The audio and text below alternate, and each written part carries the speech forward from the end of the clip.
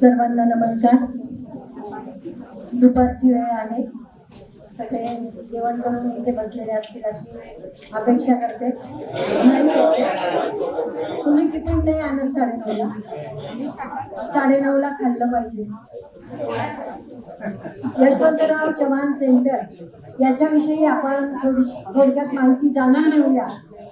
वेळ आहे, पाहुणे येत आहे. आजचे जे आपले व्याख्याते आहे ॲडव्होकेट जयंत जायभावे सर लवकरच उपस्थित होत आहेत. अतिशय प्रगल्भ आणि अतिशय सूक्ष्म समाजाविषयीचे जे विचार आहेत. आजचा जो विषय आहे तो सुद्धा आपल्या समोर इथे दिसतोच आहे की जे 20व्या शतकातील सामाजिक उतरंडी हा विषय ते आपल्या समोर मांडणार आहेत. यशवंतराव चव्हाण सेंटरचं कार्य मी आपल्या समोर ठेवते. स्वर्गीय यशवंतराव चव्हाण साहेब यांचं ज्यावेळेस निधन झालं तर त्यावेळेस माननीय शरद पवार साहेब यांनी यशवंतराव पवार साहेबांचे विचार पुढे जावे, समाजातील तळागाळातील जे गुणी आहे, विद्वान आहेत, कारण आपल्याला माहीत आहे स्वर्गीय यशवंतराव चव्हाण साहेब हे साहित्यप्रेमी होते आणि समाजाचा सर्वांगीण विकास व्हावा यासाठी यशवंतराव चव्हाण साहेबांचं जे कार्य आहे ते कार्य किती मोठं आहे. आधुनिक महाराष्ट्राचे जनक असं यशवंतराव चव्हाण साहेबांना आपण संबोधतो. महाराष्ट्राचा जो सहकारी महाराष्ट्र, साहित्यिक महाराष्ट्र, सुसंस्कृत महाराष्ट्र, अर्थविषय आणि इतरही सर्व बाबतीत स्वावलंबी असा महाराष्ट्र हा जो घडवला तो स्वर्गीय यशवंतराव चव्हाण साहेबांनी, त्यांच्या विचारांनी आणि त्यांनी जी ठेवण आपल्या महाराष्ट्र राज्याची करून ठेवली. त्यामुळे नक्कीच भारतातील इतर सर्व राज्यांपेक्षा महाराष्ट्र राज्य हे वेगळं ठरतं हे आपण सर्वजण जाणून आहोत. त्यांचं निधन झाल्यानंतर माननीय शरद पवार साहेबांनी त्यांचे विचार पुढे जावेत, समाजामध्ये विकास व्हावा यासाठी यशवंतराव चव्हाण प्रतिष्ठानची स्थापना केली. पुढे प्रतिष्ठान हा शब्द थोडासा बाजूला पडला आणि आता यशवंतराव चव्हाण सेंटर असं नाव दिलेलं आहे. मंत्रालयाच्या समोर यशवंतराव चव्हाण सेंटरची भव्य अशी इमारत आहे आणि राज्य लेव्हलवर अतिशय मोठं कार्य तिथून चालू असतं. कार्याध्यक्ष खासदार माननीय सुप्रियाताई सुळे यांच्या मार्गदर्शनाखाली अनेक विभागातून कार्य केलं जातं आणि त्या कार्यात त्याचे प्रत्येक जिल्ह्यामध्ये सेंटर आहे. नाशिक जिल्ह्यामध्ये सुद्धा यशवंतराव चव्हाण सेंटर जिल्हा केंद्र नाशिक आपल्याकडे आहे. या जिल्हा केंद्राचे अध्यक्ष आपल्या संस्थेचे सन्माननीय सरचिटणीस ॲडव्होकेट नितीन ठाकरे साहेब आहेत आणि सचिव डॉक्टर अशोक पिंगळे आहेत. सदस्य म्हणून मी तिथे काम करते आणि अनेकही विद्यमान सदस्य तिथे काम करतात आणि जे काही यशवंतराव चव्हाण साहेबांचं स्वप्न आहे ते स्वप्न, त्यांचे विचार समाजातील तळागाळापर्यंत पोहोचून समाजाचा विकास व्हावा यासाठी कार्य सुरू आहे. तर आपण वर्षभर अनेक कार्यक्रम घेतले जातात. अध्यक्ष माननीय ॲडव्होकेट नितीन ठाकरे साहेब यांच्या मार्गदर्शनाने आणि त्यांच्या प्रेरणेने आताच आपल्याकडे जे आपलं मेडिकल कॉलेज आहे त्या मेडिकल कॉलेजला रोज पुरी भाजीचं जेवण अगदी अल्प दरात उपलब्ध करून दिलं जातं. याच्यासाठी आपले मते साहेब जे आहेत त्यांचं मोठं योगदान त्याच्यामध्ये आहे. त्याचप्रमाणे अशा प्रकारचे व्याख्यानं सुद्धा वेगवेगळे वैचारिक व्याख्यानं आयोजित केले जातात, काव्य संमेलनं आयोजित केले जातात. गोदावरी नदीची स्वच्छता राखली जावी आणि हेच संस्कार पुढील पिढ्यांपर्यंत पोहोचावे, कारण गोदावरी ही आपली संजीवनी आहे, आपलं जीवन आहे आणि आपली गोदावरी माता कशी स्वच्छ राहील, परत पुढच्या पिढीपर्यंत हे जल साक्षरतेचे संस्कार पुढे जावेत यासाठीही मोठ्या प्रमाणात कार्य यशवंतराव चव्हाण सेंटरच्या वतीने कायम होत असतं. वैचारिक व्याख्यानं ठेवून समाजामध्ये जागृती व्हावी यासाठी सुद्धा मोठ्या प्रमाणात कार्य होत आहे. वेगवेगळ्या फेलोशिप यशवंतराव चव्हाण सेंटरच्या वतीने राज्यस्तरावर दिल्या जातात. याच्यामध्ये जे ग्रामीण भागातले विद्यार्थी आहेत, या खूप छान छान योजना आहेत. आपण जर गुगलवर टाकलं तर आपल्याला या सगळ्या योजना दिसतील आणि आपल्या तरुण पिढीसाठी सुद्धा ह्या योजना आपण घेऊ शकतो आणि त्यांना त्याचा लाभ देऊ शकतो. आपलं कृषी विद्यालय महाविद्यालय आहे. कृषीचा अभ्यास करणारे जे विद्यार्थी आहेत त्या विद्यार्थ्यांना सुद्धा फेलोशिप दिली जाते. जो उपक्रमशील शिक्षक आहे त्याला सुद्धा फेलोशिप दिली जाते सेंटरच्या वतीने राज्य लेवलवर. आताच 4 महिन्यापूर्वी उत्तर महाराष्ट्रातील विद्यार्थी आपल्याकडे आले होते नाशिक जिल्ह्यामध्ये आणि त्यांनी वेगवेगळ्या भागातले हे विद्यार्थी होते, ग्रामीण भागातले विद्यार्थी होते. यशवंतराव चव्हाण सेंटरने अतिशय सुंदर असा उपक्रम ह्या 25 विद्यार्थ्यांसाठी राबवला. त्यांना फेलोशिप मदत तर दिली जातेच, परंतु आपल्या चांदवड तालुक्यामधलं जे शेतीविषयक धोरण आहे किंवा जे काही प्रकल्प आहेत आपल्या नाशिक जिल्ह्यामध्ये, ते प्रकल्प शेतीविषयक त्यांना दाखवले गेले. आपलं सह्याद्री फार्मला त्यांची भेट देण्यात आली. चांदवडला ते निवासी राहिले 4 दिवस आणि चांदवडला राहिले, परत नाशिकला, त्र्यंबकेश्वरला अशा वेगवेगळ्या ठिकाणी या मुलांचे गट पाठवण्यात आले आणि त्यांना आपल्या नाशिक जिल्ह्याचा दौरा करून शेतीविषयक किंवा वेगवेगळे जे शेतीला पूरक असे व्यवसाय आहेत त्याविषयी सुद्धा त्यांना ज्ञान मिळालं आणि ही ज्ञानाची देवाणघेवाण, शिक्षणाची देवाणघेवाण त्याच्यामधून घेतली गेली, समन्वय साधला गेला आणि अतिशय चांगल्या प्रकारे ह्या विद्यार्थ्यांना मार्गदर्शन मिळालं. कृषी विभागात किंवा कृषी शिक्षण घेणारे जे विद्यार्थी आहेत, जर अतिशय असा काहीतरी त्याला नंतर उद्योग निर्माण करायचा आहे, काहीतरी फॅक्टरी टाकायची आहे उत्पादनावर आधारित, तर त्याला अनुदान किंवा फेलोशिप त्याला दिली जाते मोठ्या प्रमाणामध्ये यशवंतराव चव्हाण सेंटरच्या वतीने. त्याचप्रमाणे वयोवृद्ध जे लोक असतील तेही सामाजिक काही कार्यामध्ये पुढे असतील, त्यांचा सुद्धा गुणगौरव केला जातो. साहित्य चळवळीमध्ये सुद्धा आपल्या साहित्याद्वारे जे समाजात जागृती निर्माण करतात अशा साहित्यिकांना सुद्धा पुरस्कृत केलं जातं यशवंतराव चव्हाण सेंटरच्या वतीने. आणि हे कार्य प्रत्येक जिल्ह्यामध्ये केलं जातं, परंतु त्याचा समन्वय हा मुंबईच्या यशवंतराव चव्हाण सेंटरशी अतिशय सुंदर पद्धतीने बांधलेला असतो. माननीय खासदार सुप्रियाताई सुळे सुद्धा इथे आल्या. महिलांचं सक्षमीकरण हा विषय सुद्धा याच्यामध्ये मोठ्या प्रमाणामध्ये घेतला जातो. महिलांना छोटे छोटे उद्योग निर्माण करण्यासाठी त्यांना मार्गदर्शन केलं जातं. त्याचप्रमाणे त्यांना काही निधी सुद्धा उपलब्ध करून दिला जातो, बाजारपेठ उपलब्ध करून दिली जाते आणि मोठ्या प्रमाणात हे कार्य सुद्धा होतं. आरोग्यविषयक सुद्धा एक विभाग आहे. आरोग्यविषयक विभागामध्ये सुद्धा ज्या काही आरोग्यविषयक समस्या असतील आणि अगदीच काही मदत कुठे मिळत नसेल तर नक्कीच यशवंतराव चव्हाण सेंटरकडे आपण जर मदतीसाठी अर्ज केला किंवा आपली गरज सांगितली तर ते सुद्धा अगदी गरजूची मदत तिथे भागवली जाते.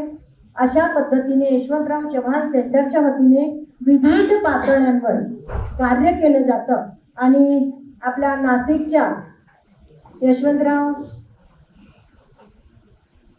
सेंटरच्या वतीने, यशवंतराव चव्हाण सेंटरच्या वतीने सुद्धा अनेक कार्यक्रम वेळोवेळी होत असतात.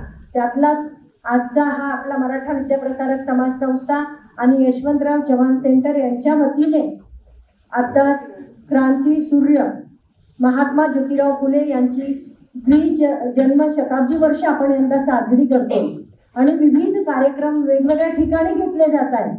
आणि मला तरी वाटतं आपण मराठा विद्याप्रसारक समाज इतकं पुढं आहे की नाशिक मधला पहिला कार्यक्रम इथं आपल्याकडे घेतला जातोय बहुतेक.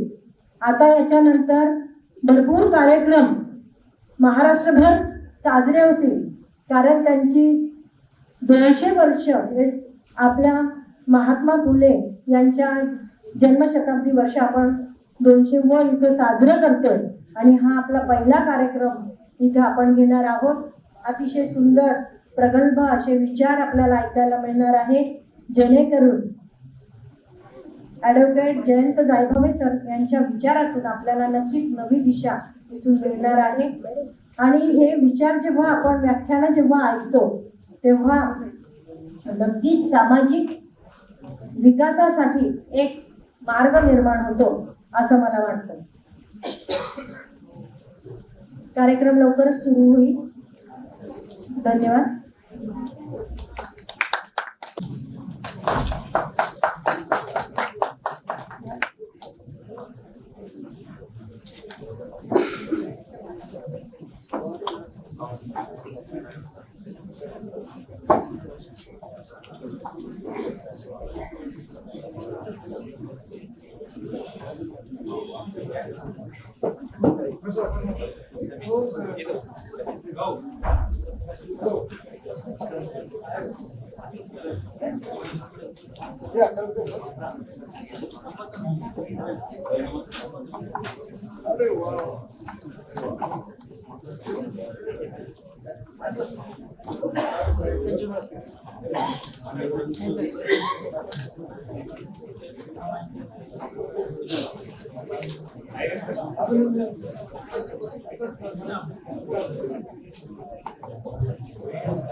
सर्व मान्यवरांचं हार्दिक स्वागत. यशवंतराव चव्हाण सेंटरचे जे सदस्य आहेत त्यांना विनंती आहे की त्यांनी व्यासपीठावरती येऊन बसावे. यशवंतराव चव्हाण सेंटरचे जे सदस्य आहेत त्यांना विनंती आहे की त्यांनी व्यासपीठावरती येऊन बसावे.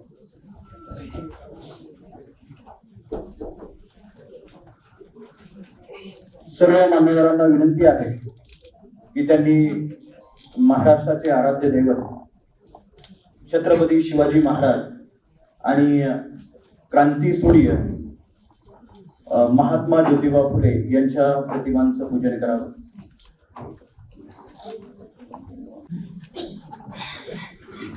शिवरायांचे 8वे रूप, शिवरायांचा 8वा प्रताप, शिवरायांचा 8वा साक्षेप भूमंडळ आणि क्रांतीसूर्य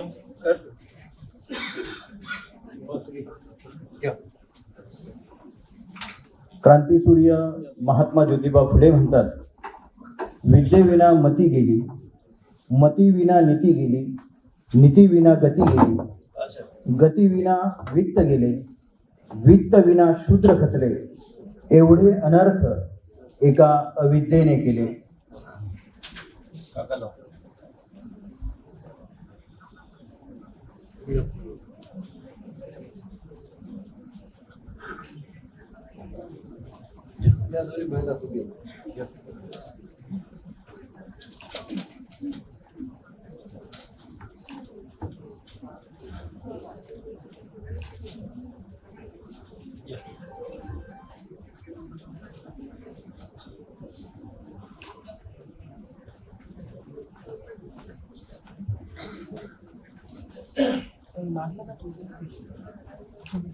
तुम्ही लाव सर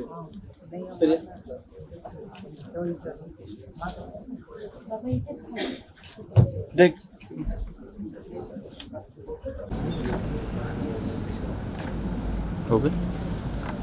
मराठा विद्याप्रसारक समाज व यशवंतराव चव्हाण सेंटर यांच्या संयुक्त विद्यमान क्रांतीसूर्य महात्मा ज्योतिबा फुले यांच्या जन्मशताब्दी वर्षानिमित्त आयोजित व्याख्यानमालेचे पहिले पुष्प यासाठी उपस्थित असलेले प्रमुख व्याख्याते सुप्रसिद्ध विधिज्ञ माननीय ॲडव्होकेट जयंत जायभावे साहेब, जे आपल्याला 20व्या शतकातील सामाजिक उतरंडी याबद्दल मार्गदर्शन करणार आहेत. त्यानंतर कार्यक्रमाचे अध्यक्ष ज्येष्ठ सभासद माननीय बाळासाहेब मगर, इथे उपस्थित असलेले आदरणीय लक्ष्मणजी दांडगे साहेब, त्यानंतर यशवंतराव चव्हाण सेंटरचे सचिव डॉक्टर अशोक पिंगळे सर, केटेजम कॉलेजच्या प्राचार्य आदरणीय KM आहिरे मॅडम, IMRT कॉलेजचे प्राचार्य आदरणीय प्रशांत सूर्यवंशी सर, त्यानंतर इथे उपस्थित असलेले ज्येष्ठ सभासद पांडुरंग अप्पा पिंगळे, सुरेखा बोराडे मॅडम, त्याचप्रमाणे इथे उपस्थित असलेले advocate Sayyed, advocate Purkar, doctor BG Wagh sir, Hiraman Sonawane, त्यानंतर संजय करंजकर, प्राध्यापक मुठाळ, सर्व प्राध्यापक मित्र आणि मैत्रिणी. यशवंतराव चव्हाण म्हणतात, सामाजिक दुर्बल घटकांचा विकास झाला नाही तर राष्ट्राची प्रगती अपूर्ण राहते. हाच धागा पकडून बहुजन हिताय बहुजन सुखाय हा मंत्र घेऊन आपली संस्था ही काम करते आहे. मी यशवंतराव चव्हाण सेंटरचे सचिव डॉक्टर अशोक पिंगळे सर यांना विनंती करतो की त्यांनी आजच्या कार्यक्रमाचं प्रास्ताविक करावं. डॉक्टर अशोक पिंगळे सर, आपण जोरदार टाळ्यांनी त्यांचं स्वागत करूया. आजच्या कार्यक्रमाचे प्रमुख वक्ते आदरणीय रायगाव साहेब, या कार्यक्रमाचे अध्यक्ष आदरणीय मगर साहेब, आमचे ज्येष्ठ मार्गदर्शक व मराठा विद्याप्रसारक समाज संस्थेचे सभासद आदरणीय पांडुरंग पिंगळे, मराठा विद्याप्रसारक समाज संस्थेचे संचालक आदरणीय लांडगे साहेब, या कार्यक्रमाला आवर्जून उपस्थित असलेले ॲडव्होकेट सय्यद साहेब, ॲडव्होकेट पुरकर साहेब, आमचे मार्गदर्शक प्राचार्य वाघ सर, सर्वच उपस्थित मान्यवर. 11 एप्रिल 2026 पासून साधारणतः 27 पर्यंत या राज्यामध्ये महात्मा फुले यांचा द्विजन्मशताब्दी वर्ष म्हणून साजरं करण्यात येणार आहे. खरं तर या संपूर्ण वर्षामध्ये अनेक कार्यक्रम आपण आयोजित करणार आहोत आणि उभ्या महाराष्ट्रामध्ये महात्मा फुलेंच्या बाबतीमध्ये जे जे काही साहित्य त्यांनी केलेलं काम आहे ते आपल्यासमोर मांडण्याचा आम्ही प्रयत्न करणार आहे. काल परवा संस्थेचे सरचिटणीस ॲडव्होकेट नितीन भाऊ ठाकरे यांच्याशी मी चर्चा केली की आपल्याला क्रांतीसूर्य महात्मा फुले यांच्या द्विजन्म शताब्दी बाबतचं पहिलं पुष्प आपल्या संस्थेच्या वतीनं आपण सुरू करू आणि त्याचबरोबर यशवंतराव चव्हाण सेंटर या संयुक्त विद्यमानेने हा कार्यक्रम आपण आयोजित करतोय. खरं तर कार्यक्रम आयोजित करण्यामागचा हेतू आपल्याला सांगणं अत्यंत गरजेचं आहे.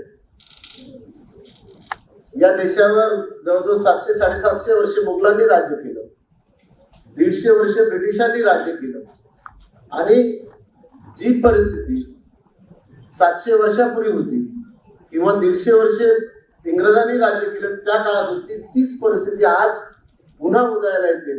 आणि त्यावेळेस जर आपल्याला आपल्या पुरोगामी किंवा ज्या बेसिक फंडामेंटल जे विचार आहेत ते आपल्याला जिवंत करणे अत्यंत गरजेचे आहे.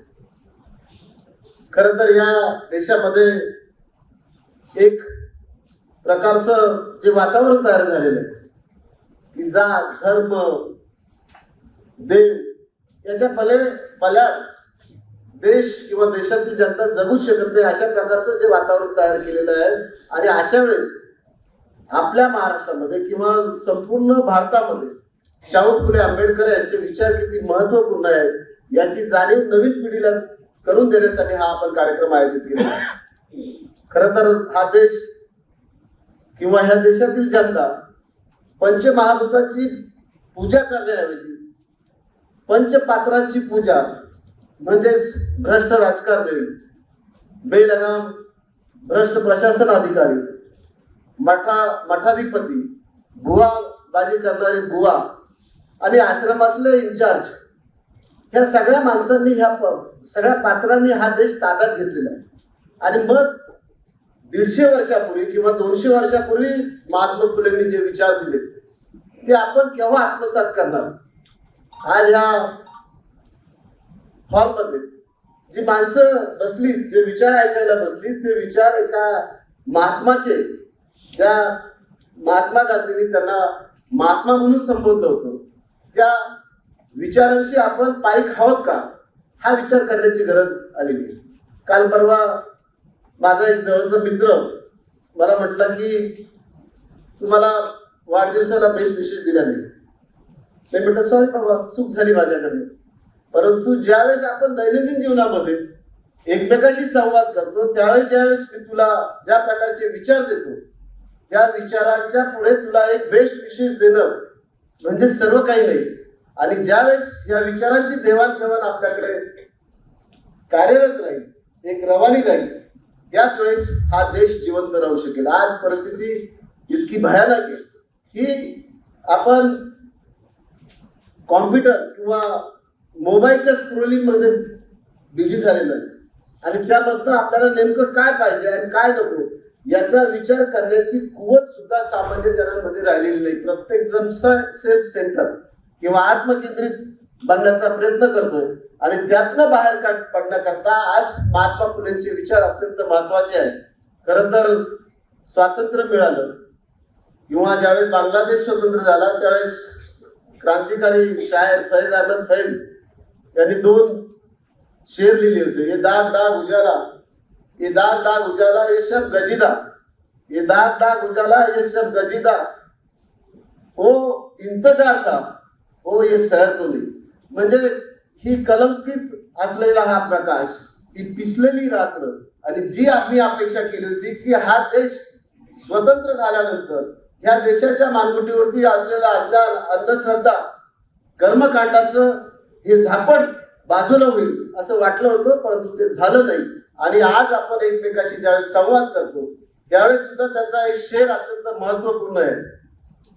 तो सय्यद सर आहे तिथे, हम के ठहरे अजनबी, आपण एकमेकाला भेटतो, हम के ठहरे अजनबी, इतनी मदारतों के बाद, मदारतों म्हणजे हॉस्पिटॅलिटी, हम के ठहरे अजनबी इतनी मदारतों के बाद फिर बनेंगे आशना, आशना म्हणजे मित्रत्व, फिर बनेंगे आशना कितनी मुलाकातों के बाद, कब खुलेंगे खून के धब्बे, कब आएगी बेसब्ज बहार. हा फैज अहमद फैजचा 100 वर्षापूर्वीचा 80 वर्षापूर्वीचा विचार आणि आज आपण आहे तिथेच आहे. महात्मा फुलेंबद्दल सर्व काही माहिती दोन्ही मुख्य वक्ते किंवा अध्यक्ष महोदय किंवा ठाकरे साहेब सांगतीलच. आमच्या चव्हाण सेंटरच्या माध्यमातून आम्हाला जी काम करण्याची संधी मिळाली, हा जो विचार लोकांमध्ये पेरण्याची जी संधी मिळाली ती अत्यंत महत्वपूर्ण आहे. आणि प्रत्येकाने महात्मा फुलेंचा एक मी बुकलेट तयार केलेलं आहे, ते प्रत्येकाने वाचा. तुम्ही आपण कुठं आहोत, खरं तर आता इथं आपण सगळे बसलो आहेत. मला आजच सकाळी एका माझ्या मित्राने किस्सा सांगितला की त्याच्या सासऱ्यांचं लग्न ज्यावेळेस झालं, म्हणजे सांगायला हरकत नाही की 100 वर्षापूर्वी 111 वर्षापूर्वी संस्था स्थापन झाली. संस्थेच्या स्थापनेमध्ये अनेक संस्थापकांचं योगदान होतं आणि ती पुढे नेण्याकरता जी काही मंडळीने प्रयत्न केले, साधारणतः 70च्या दशकापासून तर 2025 पर्यंत, त्यामध्ये कर्मवीर बाबूराव ठाकरे असतील, हंडे साहेब असतील, कर्मवीर डॉक्टर वसंतराव पवार असतील, ही सगळी माणसं. त्या व्यक्तीने मला सांगितला किस्सा असा की माझ्या सासऱ्यांचं ज्यावेळेस लग्न झालं त्यावेळेस जो आहेर जमा झाला होता, तो आहेर कर्मवीर बाबूराव ठाकरे यांनी मागून घेतला की संस्थेला तुमच्या पैशाची गरज आहे. आणि तो आहेर त्या काळामध्ये 6 की 7 हजार रुपये, पूर्वी 2 आणि 1 रुपये आपण आहेर करायचे, 50 पैसे. आणि मी ठाकरे साहेबांना सांगितलं की पब्लिक प्रॉसिक्युटर जाधव साहेब म्हणून आहेत, त्यांच्या लग्नाचा 5 का 6 हजार रुपये आहेर हा संस्थेकडे वर्ग केला. आणि ही दृष्टी किंवा हा विचार आपल्यामध्ये पर्कोलेट झाला पाहिजे, इन्सर्ट झाला पाहिजे, तरच आपण या देशाचे नागरिक म्हणून जगण्याचा आपल्याला अधिकार आहे. खूप काही बोलण्यासारखं आहे. आम्ही तुम्हाला सर्वांना सांगू इच्छितो की संपूर्ण संस्थेमध्ये पुढील वर्षामध्ये कमीत कमी 100 व्याख्याने आम्ही या जिल्ह्यामध्ये आयोजित करणार आहोत. 18 तारखेला श्रीमंत कोकाटे साहेब यांचं चांदोडला आम्ही व्याख्यान ठेवलेलं आहे आणि ही प्रक्रिया अशीच चालू राहील. कारण झोपलेल्या माणसाला जागा करणं सोपं असतं, परंतु झोपेचं सोंग घेतलेल्या माणसाला जागा करणं खूप अवघड असतं आणि हीच सगळी झोपलेली माणसं आम्हाला जागा करण्याचा थोडाफार आम्ही प्रयत्न करतो. त्याच्या पाठीमागे तुमच्या सदिच्छा राहायची अशी मी धारणा व्यक्त करतो आणि माझे 2 शब्द संपवतो. जय हिंद, जय महाराष्ट्र. धन्यवाद सर. आपल्या संस्थेचे सरचिटणीस आदरणीय नितीनजी ठाकरे साहेब, त्याचप्रमाणे लक्ष्मण लांडगे साहेब आणि RK बच्छाव साहेब यांचं इथे आगमन झालेलं आहे. त्यांचं पण हार्दिक स्वागत. वळूया मान्यवरांच्या सत्काराकडे. आजच्या कार्यक्रमाचे अध्यक्ष बाळासाहेब मगर, ज्येष्ठ सभासद, शालेय शिक्षण रुंठा हायस्कूल येथे पूर्ण झाले. उत्तम मार्क्स असल्या कारणाने गव्हर्नमेंट इंजिनिअरिंग कॉलेजमध्ये प्रवेश मिळाला आणि तिथे आर्किटेक्चरचे शिक्षण पूर्ण झाले. 50 वर्षाचा बांधकाम क्षेत्रातील प्रदीर्घ अनुभव आहे. कर्मवीर काकासाहेब वाघ इंजिनिअरिंग कॉलेज व केटीचम कॉलेजच्या उभारणीमध्ये सहभाग. आर्किटेक्ट व इंजिनियर असोसिएशनचे अध्यक्ष म्हणून त्यांनी पद भूषवलेले आहे. याचाच परिणाम म्हणून राष्ट्रीय पातळीवर आउटस्टँडिंग इंजिनियर हा पुरस्कार त्यांना प्राप्त झालेला आहे. आता त्यांचा जो उत्तरार्ध आहे त्यांनी साहित्य आणि समाजकारणाकडे वळवलेला आहे. आता ते स्वामी विवेकानंद केंद्र नगर यांचे संचालक आहे आणि नाशिक कवी संस्थेचे अध्यक्ष आहे. मी आपल्या संस्थेचे सरचिटणीस आदरणीय नितीनजी ठाकरे साहेब यांना विनंती करतो की त्यांनी त्यांचा सत्कार करावा. आपण जोरदार टाळ्यांनी त्यांचं स्वागत करूया.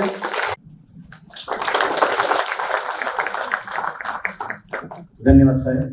महाराष्ट्रातील प्रख्यात ज्येष्ठ वकील, कायदेविषयक क्षेत्रात नेतृत्व, बार काउन्सिल ऑफ इंडियाचे निर्वाचित सदस्य, दिवाणी कायद्यात तज्ज्ञ, महाराष्ट्र व गोवा बार काउन्सिलच्या योगदानासाठी ते ओळखले जातात. त्यांच्या कारकिर्दीत कायदेशीर शिक्षण मजबूत करणे, कायदेशीर व्यवसायात नीतिमत्तेला प्रोत्साहन देणे आणि राज्य व राष्ट्रीय स्तरावर वकिलांच्या हिताचे सक्रिय प्रतिनिधित्व करणे हे केंद्रित केलेले आहे. मी साहेबांना विनंती करतो की त्यांनी ॲडव्होकेट जयंत जायभावे साहेबांचा सन्मान करावा.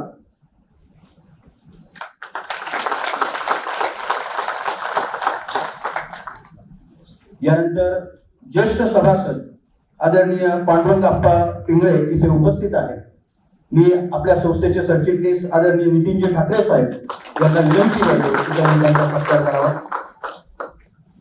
मी पिंगळे सरांना विनंती करतो की त्यांनी आपल्या संस्थेचे संचालक आदरणीय लांडगे साहेब यांचा सत्कार करावा.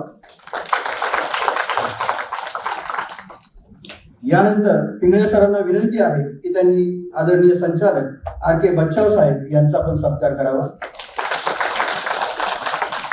केटीचम कॉलेजच्या प्राचार्य आदरणीय KM आहिरे मॅडम यांना विनंती करतो की त्यांनी आदरणीय पिंगळे सरांचा सत्कार करावा.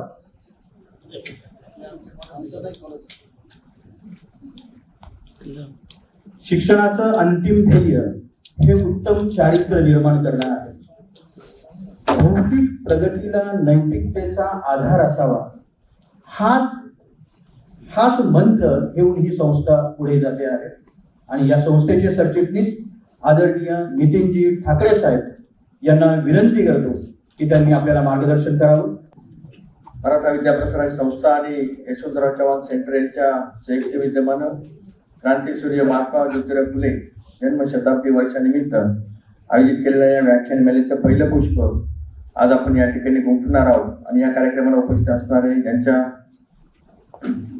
मार्गदर्शनातनं हे पुष्प गुंफलं जाणार आहे ते आमचे ज्येष्ठ सहकारी ॲडव्होकेट जयंतराव जायभावे, या ठिकाणी उपस्थित असणारे मराठा विद्याप्रसारक संस्थेचे सर्व संचालक लक्ष्मणराव लांडगे, RK अण्णा, त्याचप्रमाणे या कार्यक्रमाचे अध्यक्ष बाळासाहेब मगर साहेब, त्याचप्रमाणे आमचे दुसरे ज्येष्ठ मार्गदर्शक पांडुरंग गेनुजी पिंगळे, चव्हाण सेंटरचे सर्व पदाधिकारी, सचिव डॉक्टर अशोकराव पिंगळे, त्याचप्रमाणे या ठिकाणी उपस्थित असणाऱ्या डॉक्टर सुरेखा बोराडे, डॉक्टर विजया गायकवाड, KTHMच्या प्राचार्य आयने मॅडम, या ठिकाणी अनेक मान्यवर इथे अण्णा बसले, ॲडव्होकेट फुरकर आहेत, ॲडव्होकेट MTQ सय्यद आहेत, सगळेच मान्यवर, सगळ्यांचं आता नाव घेत नाही.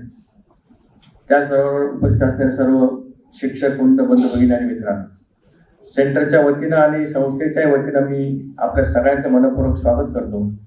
खऱ्या अर्थाने आजचा जो विषय तो फार महत्त्वाचा आहे दोन्ही संस्थांच्या दृष्टीने. मराठा विद्या प्रसारक संस्था आणि चव्हाण सेंटर या दोन्ही संस्थांच्या दृष्टीने महत्त्वाचा विषय क्रांतीसूर्य महात्मा ज्योतिराव फुले. खरं म्हणजे आपल्यापैकी बऱ्याच जणांना माहीत आहे की नाही मला माहीत नाही, परंतु मराठा विद्या प्रसारक संस्थेची स्थापनाच ही कर्मवीर या ज्योतिराव फुले यांच्या विचारातनं झालेली आहे. त्या काळामध्ये साधारणतः 1900चा जो काळ होता त्या काळामध्ये सत्यशोधक चळवळ ही मोठ्या प्रमाणामध्ये तिचा प्रसार आणि प्रचार झाला. त्या काळामध्ये आपण बघितलं असेल की शिक्षण हे केवळ एका विशिष्ट वर्गाची मक्तेदारी होती आणि उच्चवर्णीयांनाच फक्त शिक्षण दिले जात होते. जे गरीब, आदिवासी, हरिजन किंवा इतर जाती धर्माचे लोक होते त्यांना शिक्षणाची दारं बंद होती आणि अशा परिस्थितीमध्ये हे शिक्षण सगळ्यांना मिळावं असा जो विचार महात्मा ज्योतिराव फुले यांच्या मनामध्ये आला आणि त्यांना समर्थपणे त्यांच्या पत्नी सावित्रीबाई फुले यांनी जी साथ दिली त्याच्यामुळं पुण्यासारख्या शहरामध्ये त्यांनी जी चळवळ उभारली आणि सगळ्यांना शिक्षण कसं देता येईल या बाबतीमध्ये त्यांनी जे काही काम केलं आणि त्याचाच विचार पुढे नेत असताना सत्यशोधक चळवळ जी त्यांनी सुरू केली, या चळवळीच्या माध्यमातून संपूर्ण महाराष्ट्रामध्ये वेगवेगळ्या ठिकाणी सत्यशोधक चळवळीच्या परिषदा या झाल्या आणि त्या परिषदेपासून प्रेरणा घेऊन अनेक ठिकाणी शिक्षण संस्थांची सुरुवात झाली. आपल्याकडे सुद्धा कर्मवीर रावसाहेब थोरात यांनी 1913 अशी एक परिषद अटेंड केली. मला वाटतं 13ला आपल्या नाशिकमध्येच ती परिषद झाली आणि त्या परिषदेमध्ये असं ठरलं की आपल्या इथे सुद्धा अशा प्रकारे एक नवीन शिक्षण संस्था सुरू करावी की ज्या शिक्षण संस्थेच्या माध्यमातून सर्व लोकांना ज्यांना गरज आहे त्या सगळ्यांना आपण शिक्षण देऊ शकू. आणि म्हणून या चळवळीतूनच या संस्थेची स्थापना झाली. म्हणून ज्योतिराव फुले आणि MVP यांचं फार जवळचं नातं आहे. त्या ठिकाणी ही चळवळ करत असताना त्या काळामध्ये जसं आता आपण बघतो की तमाशाच्या माध्यमातून लोकजागृती या ठिकाणी होत होती, तशाच पद्धतीने या ठिकाणी जलसे झाले. त्या काळामध्ये त्याला जलसा असा शब्द वापरला गेला आणि त्या जलशांमधनं शिक्षणाचं महत्त्व सांगितलं गेलं. शिक्षण किती महत्त्वाचं आहे, शिक्षणामुळे काय होऊ शकतं, अशा प्रकारचे जलसे त्या काळामध्ये गावोगावी झाले आणि त्याच्यापासून मग लोकांना एक प्रेरणा मिळाली आणि मग 1914 रावसाहेब थोरात यांनी या संस्थेची स्थापना केली. सुरुवातीच्या काळामध्ये पंचवटीमध्ये एका वाड्यामध्ये एक 5 विद्यार्थ्यांना प्रवेश दिला गेला. वसतिगृहाच्या माध्यमातून संस्थेची सुरुवात झाली आणि आपण बघितलं की नंतर हळूहळू 1920 साली आपली उदोजी मराठा बोर्डिंगची जी जागा आहे ती जागा संस्थेने खरेदी केली. त्या जागेमध्ये मग 1917ला खरेदी झाली आणि 1920 त्या ठिकाणी संस्थेच्या वसतिगृहाचं भूमिपूजनाचा कार्यक्रम झाला. त्याला प्रत्यक्ष छत्रपती शाहू महाराज हे आलेले होते आणि एक ऐतिहासिक असा तो प्रसंग होता. त्यानंतर त्या ठिकाणी अनेक लोकांनी देणग्या दिल्या. काही लोकांनी अगदी मुंबईला हमाली काम करणारे जे हमाल होते त्यांनी सुद्धा 300 रुपये जमा करून एक खोली बांधून दिली. अशी तुम्ही जर त्या ठिकाणी गेला तर त्या खोल्यांच्या बाहेर सगळे नेमप्लेट्स लावलेले आहेत की कोणी कोणी या ठिकाणी डोनेशन दिलेलं आहे आणि मग अशा प्रकारे जवळजवळ 50-60 खोल्यांची निर्मिती झाली. तिथं मग विद्यार्थी राहू लागले. त्याच्या पुढच्या काळामध्ये मग असं ठरलं की नुसतं हॉस्टेल ठेवून चालणार नाही, आपल्याला स्वतःच्या शाळा पण सुरू करायला पाहिजे. 1936 मराठा हायस्कूलची सुरुवात झाली, जे आता गंगापूर रोडला आपलं मराठा हायस्कूल आहे. ते पहिलं अपत्य आपल्या संस्थेतलं जिथं आपण सुरुवात केली आणि मग हळूहळू सगळ्या नाशिक जिल्ह्यामध्ये आमच्या गावाला शाळा काढा, आमच्या तालुक्यामध्ये शाळा काढा, अशा प्रकारचं एक वातावरण निर्मिती झाली. लोकांनी आपल्या जमिनी दिल्या, काहींनी सिमेंट दिलं, काहींनी दगड वाळू दिले आणि मग एक लोक चळवळ उभी राहिली आणि त्या माध्यमातून या संस्थेचा मोठा प्रसार आणि प्रचार हा झालेला आहे. तर खऱ्या अर्थाने सगळ्या लोकांना शहाणं करून सोडण्यासाठी फुले साहेबांनी जे काही काम केलेलं आहे ते मला वाटतं अतिशय महत्त्वाचं आहे आणि त्या दृष्टीने त्यांच्याबद्दलचे विचार हे पुढे नेणं मला वाटतं गरजेचं आहे. आपण फक्त आपल्या डोळ्यासमोर जे दिसतं त्याचा विचार करतो, परंतु इतिहास पण आपण लक्षात घेतला पाहिजे की कशा पद्धतीने ही संस्था पुढे आलेली आहे.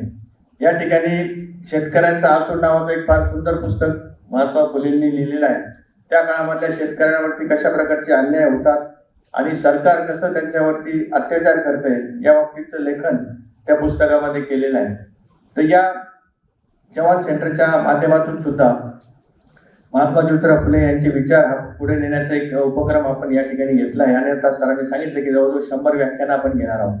जवान सेंटरच्या बद्दलही मला सांगावं लागेल की महाराष्ट्राचे पहिले मुख्यमंत्री यशवंतराव चव्हाण हे खऱ्या अर्थाने एक आदर्शवत असे राजकारणी होते, सुसंस्कृत होते. साहित्य, कला, संगीत या सगळ्या गोष्टींमध्ये त्यांना आवड होती आणि या सगळ्यांमधले जे तज्ज्ञ लोक असायचे त्यांच्याबरोबर त्यांचं नेहमीच चर्चा होत असायच्या. वेगवेगळ्या संगीत मैफिलींना, साहित्य संमेलनांना ते हजर राहायचे आणि त्याच्यातनं त्या ठिकाणी राज्यामध्ये जे काही निर्णय घ्यायचे असतात, काही गोष्टी करायच्या असतात त्या बाबतीमध्ये त्या ठिकाणी त्यांना त्या बाबतीमध्ये सर्व लोकांशी चर्चा करून ती त्या ठिकाणी निर्णय घ्यायचे. त्यामुळं एक सुसंस्कृत असं त्यांचं व्यक्तिमत्व पुढे आलं आणि त्यांच्या मृत्यूनंतर चव्हाण साहेबांचे विचार सुद्धा महाराष्ट्रातील सर्व युवकांपर्यंत जावे म्हणून चव्हाण सेंटरची निर्मिती झालेली होती. आजही मुंबईला मंत्रालयाच्या समोर यशवंतराव चव्हाण सेंटरची अतिशय सुंदर अशी वास्तू उभी आहे. शरदरावजी पवार हे त्या संस्थेचे अध्यक्ष आहेत आणि सुप्रियाताई सुळे हे या त्या संस्थेच्या कार्याध्यक्ष आहेत आणि बऱ्याच ठिकाणी आता नव्याने त्यांचं सेंटर सुरू केलेलं आहे. नाशिकचं सेंटर सुद्धा गेल्या 15 वर्षापासून इथं चालू आहे आणि त्या माध्यमातून युवकांना घडवण्याचं काम आपण करतो आहोत. त्या बाबतीमध्ये वेगवेगळ्या व्याख्यानांचं आयोजन करणे असेल, विद्यार्थ्यांकरता एक वाचनालय आणि एक लायब्ररी आणि हे पण आहे आपलं अभ्यासिका ती सुद्धा तिथं आहे. त्या माध्यमातून अनेक गरीब घरातली मुलं तिथे परीक्षेची तयारी करतात आणि मला सांगायला आनंद वाटतो की यावर्षी सुद्धा त्या अभ्यासिकेमधनं 4 ते 5 विद्यार्थी हे MPSCची परीक्षा पास झालेले आहेत. तर या पद्धतीने चव्हाण सेंटरचं काम चाललेलं आहे. खऱ्या अर्थाने चव्हाण सेंटरचा जो काही मूळ उद्देश आहे तो म्हणजे नेतृत्व तयार करणे, नवीन नेतृत्व तयार करणे. नवीन नेतृत्व तयार करणे ही फार मोठी प्रोसेस आहे. त्याला असं काय एका दिवसातनं रात्रीतनं नेते तयार होत नाही. तर ती एक विचारधारा असते, ती विचारधारा आपल्याला पुढे न्यावी लागते. त्या विचारधारेमध्ये येणारे माणसं त्याच्यातनं तयार होतात आणि एक लॉंग प्रोसेस आहे. ही प्रोसेस आपल्याला कोणाला तरी करणं गरजेचं असतं आणि त्या माध्यमातून चव्हाण सेंटरचं हेच काम आहे की समाजामधल्या तरुणांना भविष्यामध्ये नेतृत्व करण्याची क्षमता कशी निर्माण करायची, त्या बाबतीमध्ये नवीन नेतृत्व कसं तयार करायचं हे काम या सेंटरच्या माध्यमातून होतंय. बाकीचे सांस्कृतिक कार्यक्रम असतील किंवा समाजामधल्या ज्येष्ठ लोकांना हेरून त्यांना प्रोत्साहित करणे, त्यांचा सत्कार करणे ही कामं सुद्धा त्या ठिकाणी होते. काही लोकांना, गरजू लोकांना आपण शिष्यवृत्ती पण देत असतो. असे अनेक उपक्रम या चव्हाण सेंटरच्या माध्यमातून चालू असतात आणि एक त्याचाच भाग म्हणून लोकांमध्ये विचार परिवर्तन करणे, लोकांमध्ये चांगल्या गोष्टींची जाणीवपूर्वक प्रेरणे या गोष्टी या ठिकाणी होत असतात. आजचा हा जो काही विषय आहे की जो विषय सुद्धा एक छान आहे. त्याच्यामध्ये आजचा विषय 20व्या शतकातील सामाजिक उतरंडी असं कॉम्प्लिकेटेड जरा सरांनी टाकलेला आहे. त्याचा अर्थ मला नीट कळला नाही अजून. मला वाटतं ते उतरंड म्हणजे खाली मोठं मडकं मग वरती छोटं छोटं असं, त्याला ते उतरंड हा शब्द हो ना. मग त्याचा अर्थ काय? डाऊनफॉल. तसा तो परफेक्ट शब्द नाही. मी साहित्य परिषदेमध्ये पण काम करतो त्यामुळे मला उतरण म्हणजे ते उतरण. तर याच्यामध्ये थोडक्यात कशी सामाजिक परिस्थिती घसरली असं तुम्हाला म्हणायचं तर ती खऱ्या अर्थाने नक्कीच घसरलेली आहे. आज आपण बघतो की समाजामध्ये सुसंस्कृत राजकारणी हे इतिहास जमा झालेले म्हणजे यशवंतराव चव्हाण सारखे राजकारणी जे होते ते विरोधकांना सुद्धा आपलेसे मानायचे.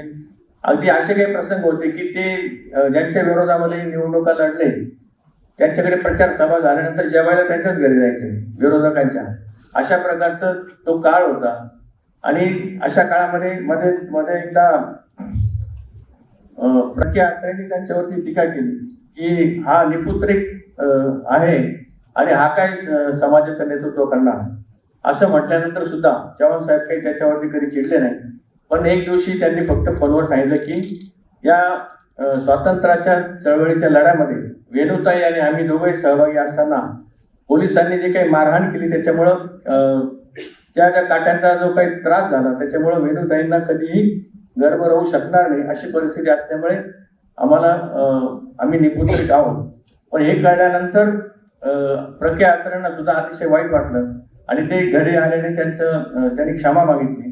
तर अशा प्रकारचे राजकारणी त्या काळामध्ये होते, एकमेकांना ते समजून घ्यायचे आणि अशाच प्रकारे चव्हाण साहेबांना पंतप्रधान होण्याची सुद्धा संधी एकदा मिळाली होती. आजकालच्या आपण बघतो की रात्रीतनं कसं पक्षांतर होतात किंवा काय होतं, परंतु चव्हाण साहेबांनी एक तत्वनिष्ठ राजकारण करण्याच्या हेतूने त्या ठिकाणी त्या काळामध्ये त्यांना बराचसा पाठिंबा असताना सुद्धा इंदिरा गांधी यांना त्यांनी पाठिंबा दिला आणि त्यामुळेच ते त्या काळामध्ये इंदिरा गांधी या पंतप्रधान होऊ शकल्या. तर एक अशा प्रकारे संयम आणि सचोटी या गोष्टी त्यांच्याकडे भरपूर होत्या. या नाशिककरांचं त्यांच्यावरती विशेष प्रेम होतं. सगळ्यात पहिल्यांदा जेव्हा ते इथं मुख्यमंत्री असताना त्याच्या आधी सांगतो की जेव्हा गुजरात आणि मुंबई असं एकत्र राज्य होतं, मुंबई इलाका त्याला म्हणायचे, आणि जेव्हा महाराष्ट्राची निर्मिती करण्याचा विषय पुढे आला त्यावेळेस पंतप्रधान नेहरूंपुढे प्रश्न होता की याचं पहिलं मुख्यमंत्री कोणाला करायचं. तर यशवंतराव चव्हाण यांचं नाव त्या ठिकाणी पुढे आलं आणि त्या ठिकाणी महाराष्ट्राचा मंगल कलश हे यशवंतराव चव्हाण तिथे घेऊन आले आणि त्यानंतर त्यांनी ज्या काही योजना राबवल्या त्या अतिशय महत्वाच्या अशा योजना, अनेक पाटबंधारे योजना असतील, अनेक धोरणं असतील, पाटबंधारे किंवा इतर खात्यामधलं जे काम असेल ते मूलगामी असं काम त्या काळामध्ये झालेलं आहे. आणि म्हणूनच महाराष्ट्र एका पक्क्या अशा बैठकीवरती आपला कारभार या ठिकाणी त्या काळामध्ये सुरू झाला. त्याच्यानंतर मुंबईचे विभाजन होऊन महाराष्ट्र आणि गुजरात असे 2 राज्य झाले.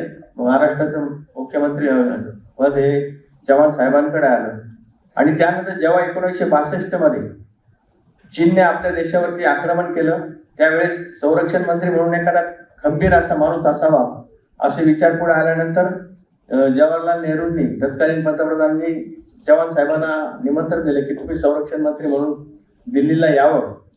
आणि मग चव्हाण साहेबांनी ते विचार स्वीकारले आणि ते दिल्लीला गेले. त्यावेळेस सगळ्या वृत्तपत्रांमध्ये अशा बातम्या आल्या होत्या की हिमालयाच्या मदतीला सह्याद्री धावून गेला आणि त्यांना खासदार म्हणून त्या ठिकाणी जाणं गरजेचं होतं कारण ते आता मंत्री झालेले होते. त्यावेळेस नाशिककरांनी त्या तत्कालीन जे इथले खासदार होते त्यांनी आपल्या पदाचा राजीनामा दिला आणि त्यानंतर यशवंतराव चव्हाण हे त्या लोकसभेसाठी उभे राहिले पोटनिवडणुकीला आणि सगळ्यांनी मिळून ठरवलं की यांच्या विरोधात कोणी उमेदवार द्यायचा नाही आणि बिनविरोध ते त्या ठिकाणी पहिल्यांदा खासदार म्हणून दिल्लीला गेले. तर अशा प्रकारच्या काही ऐतिहासिक घटना अलीकडच्या मुलांना त्या माहीत पण नसतात. पण मला वाटतं हे समजून घेण्यासाठी या सगळ्या गोष्टींचा अभ्यास करणं फार गरजेचं असतं. या निमित्तानं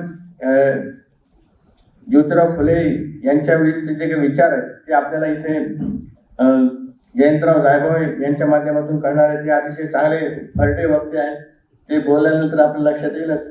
ते बोलत राहिले की बोलतच राहतात आणि बोलतच राहावं असं वाटत असतं.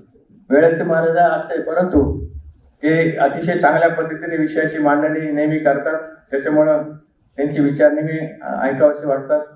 तसे ते मूळ त्यांचा जो स्वभाव आहे तो कॉम्रेड कम्युनिस्ट विचारसरणी आहे आणि अलीकडच्या काळामध्ये सगळे विचार लोकांना माहितीच नाही. कम्युनिस्ट म्हणजे काय असतं हे आजच्या पिढीला आजच्या पिढीला कम्युनिझम काय हेच माहिती नाही. त्याच्यामुळे मार्क्स काय होता, लेनिन काय होता हे सगळे इतिहास जमा झालेल्या गोष्टी. परंतु खऱ्या अर्थाने जरी या इतिहास जमा झालेल्या गोष्टी असल्या तरी सुद्धा त्याची माहिती मात्र आजच्या पिढीला असणं गरजेचं आहे. आणि माझी खात्री आहे की आजचं व्याख्यान हे एक विचार प्रवर्तक असं व्याख्यान असणार आहे आणि त्याचा लाभ आपण या ठिकाणी घ्यावा. मी चव्हाण सेंटरच्या वतीनं आणि मराठा विद्याप्रसारक संस्थेच्या वतीनं या दोन्ही संस्थांच्या वतीनं आपलं मनपूर्वक या ठिकाणी स्वागत करतो आणि थांबतो. जय हिंद, जय महाराष्ट्र. इथे शिक्षणाधिकारी आदरणीय शशिकांत मोगल सर यांचं पण आगमन झाले, त्यांचं पण हार्दिक स्वागत. यानंतर डॉक्टर विजया गायकवाड यांना विनंती करतो की त्यांनी ॲडव्होकेट पुरकर साहेब यांचा सत्कार करावा.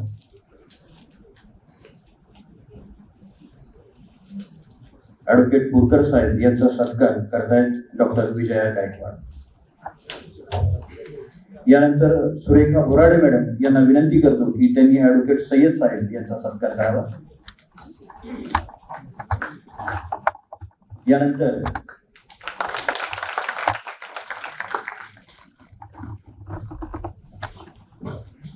केटीचम कॉलेजच्या प्राचार्य आदरणीय KM आहिरे मॅडम यांना विनंती करतो की त्यांनी मराठा उद्योग मंडळाचे अध्यक्ष आदरणीय रमेश पवार यांचा सत्कार करावा. आपण जोरदार टाळ्यांनी त्यांचं स्वागत करूया.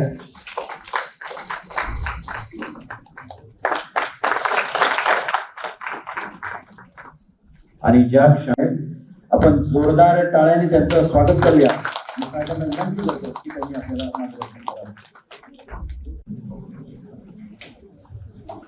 कार्यक्रमाचे अध्यक्ष सन्माननीय बाळासाहेब मगर साहेब, मराठा विद्याप्रसारक समाज संस्थेचे सरचिटणीस माझे मित्र ॲडव्होकेट नितीन ठाकरे, व्यासपीठावर उपस्थित असणारे सर्व सन्माननीय, व्यासपीठाच्या समोर उपस्थित असणारे सर्व सन्माननीय बंधू भगिनींनो, महात्मा ज्योतिबा फुले यांच्या 20 शताब्दी महोत्सवाच्या निमित्तानं जे व्याख्यान आपण आयोजित केलं आणि त्याचा पहिलं व्याख्यान देण्याची जी सुवर्ण संधी मला दिली त्याबद्दल मी आपला मनपूर्वक ऋणी आहे. आणि मी तो माझा एक आपण केलेला सन्मान आहे असं समजतो आणि त्याबद्दल आपले मनपूर्वक आभार देखील मानतो. सब्जेक्ट ठाकरे साहेबांनी वाचून दाखवल्या, 20व्या शतकातील सामाजिक उतरंडी. काल मी प्रश्न विचारला होता की नक्की काय अपेक्षित आहे उतरंडी, आणि सरांनी आता ज्यावेळेस पिंगळे सर ज्यावेळेस एखाद्या विषय ठेवतात त्यावेळेस त्यांनी त्याला पूर्ण विचार केलेला असतो आणि विचार दिलेला असतो आणि त्यांनी लगेच मला त्याचं करेक्ट मिनिंग काढून दाखवलं. मी आपल्यासाठी व्याख्यानाच्या सुरुवातीला वाचून दाखवतो म्हणजे विषयाबद्दल काही दुमत असणार नाही. उतरंड म्हणजे समाजातील व्यक्ती, गट किंवा वर्ग यांची उच्च नीच पातळी, उच्च नीच पातळीवर केलेली मांडणी. ही मांडणी समानतेवर आधारित नसून शक्ती, संपत्ती, जात, शिक्षण, लिंग किंवा इतर निकषांवर आधारित असते. त्यामुळे काही लोकांना अधिक अधिकार, प्रतिष्ठा आणि संधी मिळते तर काहींना कमी. कायद्याच्या भाषेत आम्ही याला डिस्क्रिमिनेशन म्हणतो. It amounts to discrimination because of the caste आणि वेल्थ. आणि त्याचं संदर्भासह स्पष्टीकरण आपल्याला जर द्यायचं असेल तर मला संविधानाकडे जावं लागेल. आणि मला असं वाटतं की मला जर विधिज्ञ म्हणून आपण बोलवलं असेल तर मी त्याच विषयाकडे गेलेलं जास्त चांगलं राहील. कारण हा जो काही आपण अर्थ सांगितला उतरंड, काही लोकांच्या हातामध्ये सत्ता आणि संपत्ती आहे आणि त्या आधारे किंवा जात धर्माच्या आधारे त्यांनी इतरांचं शोषण करणं किंवा त्यांच्यावर प्रभाव टाकणं आणि एक ज्याला म्हणतो की फेवरेबल सिच्युएशन स्वतःसाठी निर्माण करणं, ही जी काही गोष्ट होती ही गोष्ट संविधान निर्माण झाल्यानंतर शेवटच्या दिवशी 26 नोव्हेंबर 1949ला संविधान पूर्ण करून त्यावर स्वाक्षरी करण्यात आली. त्याच्या आदल्या दिवशी म्हणजे 25 नोव्हेंबर 1949ला सगळ्या संविधान सभेचं संमेलन झालं आणि तिथे व्याख्यान झालं आणि मुख्य व्याख्याते अर्थात घटनाकार डॉक्टर आंबेडकर होते. आणि त्यांनी त्यावेळेस जे भाषण केलेलं ते ह्या मला असं वाटतं की आपल्या या प्रश्नाचं खरं उत्तर आहे. त्यांनी असं सांगितलं की we are entering into an era of contradictions. संविधान पूर्ण करून संविधान आता लोकांना द्यायचं आहे. त्याच्या आदल्या रात्रीचं डॉक्टर आंबेडकरांचं हे भाषण आहे. We are entering into an era of contradictions. आपण एका आंतरविरोधाच्या युगामध्ये प्रवेश करीत आहोत. We have given an equality by creating a democracy. There will be one vote to every citizen. पण त्याच्या आधी मत देण्याचा अधिकार महिलांना नव्हता, इन्कम टॅक्स भरेल त्यालाच होता, शेतकऱ्याला नव्हता. अशा अनेक समाजामधले डिस्क्रिमिनेशन त्यावेळेस होते. ते बाजूला करून संविधानाने सांगितलं की आता या देशामधलं सरकार निर्माण करण्याचे अधिकार हा प्रत्येकाला असेल, प्रत्येक जो या देशाचा नागरिक आहे त्या प्रत्येकाला असेल. एक मत तुम्हाला प्रत्येकाला दिलेलं आहे, ही इक्वॅलिटी आहे. आणि म्हणून त्यांनी सांगितलं on one side we have created equality by giving one vote. On other side there is a vast inequality. That inequality is on the basis of caste, religion and mainly wealth, संपत्ती. या सगळ्या ज्या काही इनइक्वॅलिटीज आहेत त्या समाजामध्ये खूप उंच प्रतीच्या आहेत आणि त्याच्यामुळे हा आंतरविरोध आहे. एका बाजूला समानता आहे आणि एका बाजूला पूर्णपणे असमानता आहे. या समानता आणि असमानतेच्या युगामध्ये आपण प्रवेश करतो आहोत. आणि या देशामधला जर लोकशाहीला आपल्याला जिवंत ठेवायचं असेल, या देशामधल्या समाजाला जर आपल्याला सशक्त करायचं असेल, मग तो स्त्री असो, पुरुष असो, गरीब असो, श्रीमंत असो, तर दलित असो, सवर्ण असो, तर कोणी असो, याला जर आपल्याला सुखी करायचं असेल आणि एक सुखी समाज जर निर्माण करायचा असेल, तर ही समानता आणि असमानतामधली जी दरी आहे ती दरी आपण दूर केल्याशिवाय ही आपल्याला शक्य होणार नाही. आणि जर आपण करू शकलो नाही, त्या दिवशी आंबेडकर साहेबांनी सांगितलं त्या व्याख्यानात, तर 50 वर्षानंतर जर ही अशीच परिस्थिती राहिली तर कदाचित हे संविधान आणि ही लोकशाही लोक रस्त्यावर येऊन जाळून टाकतील. आणि त्याचं तुम्ही सगळ्यांनी भान ठेवून अंमलबजावणी कशी करायची याचं भान ठेवा. त्या त्यांच्या 25 नोव्हेंबर 1949च्या भाषणानंतर आता जवळजवळ 75-76 वर्ष झालेली आहे आणि समाजाची परिस्थिती आता आपल्या समोर आहे. निश्चितच आपण शिक्षित झालेलो आहोत. अनेकांचं योगदान आहे. कर्मवीर भाऊसाहेब आणि तिथपासून इथल्या MBP सारख्या अनेक महत्त्वाच्या संस्थांनी आणि इथल्या सगळ्या ज्येष्ठ लोकांनी शिक्षणाची दालनं सर्वसामान्यांसाठी उघडी केली आणि ज्यांच्यापर्यंत शिक्षण पोहोचलेलं नव्हतं ते लोक शिक्षित झाले. मार्ग आपल्याला कोणी दाखवला तर निश्चित महात्मा फुले आणि सावित्रीबाईंनी सांगितलं की या सगळ्या प्रश्नांची उत्तरं, या सगळ्या न्याय अन्यायांच्या प्रश्नामध्ये जर तुम्हाला न्यायाच्या बाजूने प्रवास करायचा असेल तर या सगळ्या गोष्टीसाठीची उत्तरं म्हणजे शिक्षण आहे. आणि शिक्षणाची कवाडानंतर आपण बाकी सगळं बघू. 3 लोकांचे विचार, आगरकर, महात्मा फुले आणि भगतसिंग, हे तुम्ही तपासून बघा. त्यांना स्वातंत्र्याची घाई नव्हती. भगतसिंगाचं प्रख्यात व्याख्यान आहे, आजादी हमारा मकसद नहीं है. आणि मग खाली त्यांनी उपकलम लावलं, सिर्फ आजादी हमारा मकसद नहीं है.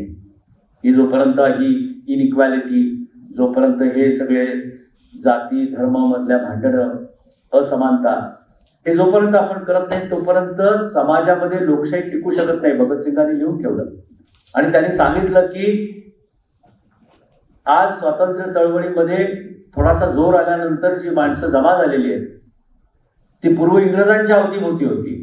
कोणीतरी राव बहादर, कोणीतरी अमुक, कोणीतरी तमुक, तीच माणसं आता थोडी थोडी स्वातंत्र्य चळवळीच्या आजूबाजूला यायला लागलेली आहे.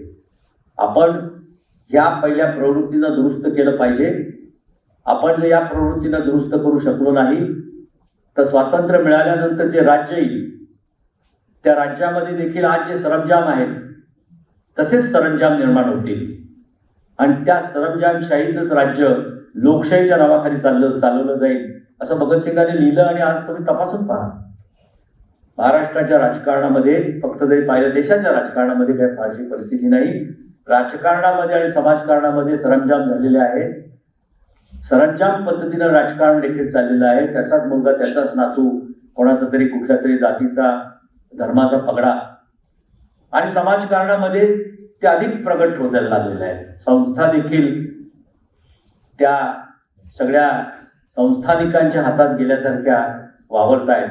आणि अशा परिस्थितीमध्ये आपण या 75 वर्षाचा जो प्रवास केला आहे त्या प्रवासामध्ये, या 20व्या शतकामधल्या, 21व्या शतकामधल्या प्रवासामध्ये आपण निश्चित काय साध्य केलेलं आहे याचं विचारमंथन करणं म्हणजेच मला असं वाटतं की महात्मा फुलेंना किंवा यशवंतराव चव्हाणांना खऱ्या अर्थानं आदरांजली देण्याचं काम राहील. आणि ते आपण 100 व्याख्यानांमधनं करता आहात. मला खूप अभिनंदनीय अशी गोष्ट ही वाटते आणि त्या आपल्या सगळ्या प्रवासामध्ये आम्ही नेहमीच आपले अखंडपणे साथीदार राहू. बॅरिस्टर नाथ पैंनी एक सिद्धांत मांडून ठेवलेला आहे. आपण कुठल्याही समाजाचं विश्लेषण करायचं झालं तर तो सिद्धांत लागू होतो. अगदी रामायणापासून तर आतापर्यंतच्या समाजामध्ये त्यांनी सिद्धांत असा सांगितला. मानवी मनाचा अभ्यास करून त्यांनी तो सिद्धांत सांगितला आणि त्या सिद्धांतात ते असं म्हणाले की कुठलाही समाज आहे, कोणताही काळ असो, त्या समाजामध्ये 2 पिलर्स आहेत, सामाजिक मानसिक 2 पिलर आहेत आणि ते त्यांनी टक्केवारीमध्ये 10% सांगितलेले आहेत. कुठलाही समाज आला तर 10% लोक हे 100% प्रामाणिकच असणार आहेत आणि कुठलाही समाज आला तर 10% लोक हे संपूर्णपणे अप्रामाणिकच असणार आहेत. या 2 मानवी मनाच्या नैसर्गिक अशा कंगोऱ्याला त्यांनी अधोरेखित करून तो सिद्धांत मांडलेला आहे. IAS लोकांना तो शिकवला जातो. आणि उरलेले जे 80% लोक आहेत, 10 आणि 10 20 गेल्यानंतर उरलेले जे 80% लोक आहेत ते लोलकासारखे आहेत, पेंडुलम. ज्या समाजाचं प्राबल्य वाढेल, त्या ज्या प्रवृत्तींचं प्राबल्य वाढेल तिकडे ते जातात जातात जातात जातात जातात जातात पण त्याला एक अंत असतो. तिथून पुन्हा तो डाऊनफॉल चालू होतो आणि पुन्हा तो दुसऱ्या विचारांकडे जातो. चांगल्या आणि वाईटाचा हा प्रवास रामायणापासून आतापर्यंत आपण जर वेगवेगळा अभ्यास केला तर असाच चालू आहे. आणि या सगळ्या परिस्थितीमध्ये त्यामुळे तुमची आमची जबाबदारी काय? पेंडुलम जर चुकीच्या दिशेने चाललेला असेल तर त्या चुकीच्या दिशेने चाललेल्या पेंडुलमच्या बरोबर झोका घ्यायचा की तो लवकरात लवकर विरोधाच्या बाजूने जावा, चांगल्या दिशेने जावा म्हणून प्रयत्न करायचे. यासाठी मला असं वाटतं जर महात्मा फुलेंना स्मरण करून काही करायचं असेल तर तो विचार आपण एकमेकांना देणं जास्त गरजेचं आहे. अशा व्यासपीठावर देणं, मोकळ्या व्यासपीठावर देणं गरजेचं आहे. कारण किती दिवस इतक्या मोकळ्या व्यासपीठावर आपण या देशामध्ये बोलू शकू अशी शंका निर्माण होणारी आजची परिस्थिती आहे. आणि त्यामुळे या सगळ्या विचारांना आपण प्रभावीपणे लोकांपर्यंत मांडणं मला अत्यंत गरजेचं वाटतं. आणि म्हणून मी आपलं पुन्हा एकदा अभिनंदन करतो. या सगळ्या प्रवासामध्ये सुरुवातीला जसं म्हटलो, शिक्षित झालो म्हणजे सुसंस्कृत झालो का याचा देखील विचार करायला पाहिजे. माणसाने खूप मोठी डिग्री मिळवली म्हणजे तो खऱ्या अर्थानं सुसंस्कृत झाला का, विकसित झाला का? आणि विकासाची तरी व्याख्या नक्की काय करायची? कारण आजकाल विकासाची व्याख्या ही फक्त रस्ते, लाईट अशीच करताना आपल्याला दिसतीये. संबंध शहर खोदलेलं आहे आणि विकासाच्या नावाखाली सगळ्या शहराच्या या खोदलेल्या गोष्टीच्या गैरसोयीकडे आपण सगळेजण सहन करतो. विकास म्हणजे केवळ इमारती, रस्ते, लाईट हे एवढं आहे की त्यापेक्षा काहीतरी विकास वेगळा आहे? आपल्याला संतांनी काय सांगितलेलं आहे, आपल्याला विचारधारणा देणाऱ्या अनेक समाज धोरणांनी काय सांगितलंय याचं देखील आपण त्याच्यामुळे विश्लेषण करायला पाहिजे. मला स्वतःला असं वाटतं की विकास हा केवळ भौतिक विकासावर आधारित नसतो, तो केवळ शिक्षणावरही आधारित नसतो. त्या सगळ्या विकासाचा, त्या सगळ्या शिक्षणाचा वापर करून स्वार्थाच्या पलीकडे जाऊन आपण लोकांपर्यंत, समाजापर्यंत काहीतरी देण्याकरता काय करू शकतो ही प्रवृत्ती ज्यावेळेस निर्माण होते आणि त्या स्वार्थाच्या चौकटीतनं आपण जेव्हा बाहेर पडतो, मला असं वाटतं त्यावेळेस खऱ्या अर्थानं आपण काहीतरी विकासासाठी करतो असा विचार करण्याची अत्यंत गरज आहे. कारण त्याच पद्धतीचं आयुष्य ज्यांच्या नावानं आज आपण फुले, शाहू, आंबेडकर म्हणतो त्यांनी सगळ्यांनी त्याच पद्धतीने मार्गक्रमण केलेलं आहे. आणि म्हणून तोही आपल्याला विचार हा अत्यंत महत्त्वाचा आहे. आणि आज जे काही जग आहे, इन्फॉर्मेशन अँड टेक्नॉलॉजीचं जग आहे, आर्टिफिशियल इंटेलिजन्सचं जग आलेलं आहे. आता सगळ्या शिक्षितपणाच्या व्याख्या बदलत चाललेल्या आहेत. अशा सगळ्या गोष्टीमधल्या नॉलेज, या नॉलेजचं देखील परीक्षण करण्याची मला असं वाटतं गरज आहे की नॉलेज फॉर व्हॉट. आणि तो व्हॉट प्रत्येक ज्ञानी माणसाकडे आपण तपासून पाहिला पाहिजे. हा कशासाठी स्वतःचं नॉलेज वापरतोय? कारण नॉलेजचे 2च मार्ग आहेत प्रामुख्याने सांगितलेले. एक चालतो तो विस्डमकडे चालतो, काहीतरी चांगलं क्रिएट करण्याकरता नॉलेजचा मार्ग चालतो. आणि एक डिस्ट्रक्शनकडे पण चालतो. जगाला नष्ट करण्याची, 7 वेळा नष्ट करण्याची ताकद याच मानवानं त्याच्या सगळ्या ज्ञानाच्या आधारे निर्माण केलेली आहे. 2-4 पार माथे फिरू लोकांना या जगातल्या जर काही कुबुद्धी झाली आणि त्यांनी 2-4-5 बटणं दाबली तर 7 वेळा पृष्ठी नष्ट होऊ शकेल. इतकी आण्विक शक्ती आपण सगळ्यांनी निर्माण केलेली आहे. आणि आपण पाहतोय काय होतंय ते. आपल्याला रोज धडकी वाटते की आज काय हा येतो का, तो बॉम्ब टाकतो का, इराणला काहीतरी डोकं फिरलं का, उत्तर कोरियाचं डोकं फिरलं का, जपानचं काहीतरी फिरलं का. कारण सगळ्या उद्याचा तो जो बॉम्ब आणि बटन जर दाबलं गेलं तर तुमचं आमचं अस्तित्व देखील नष्ट होणार आहे.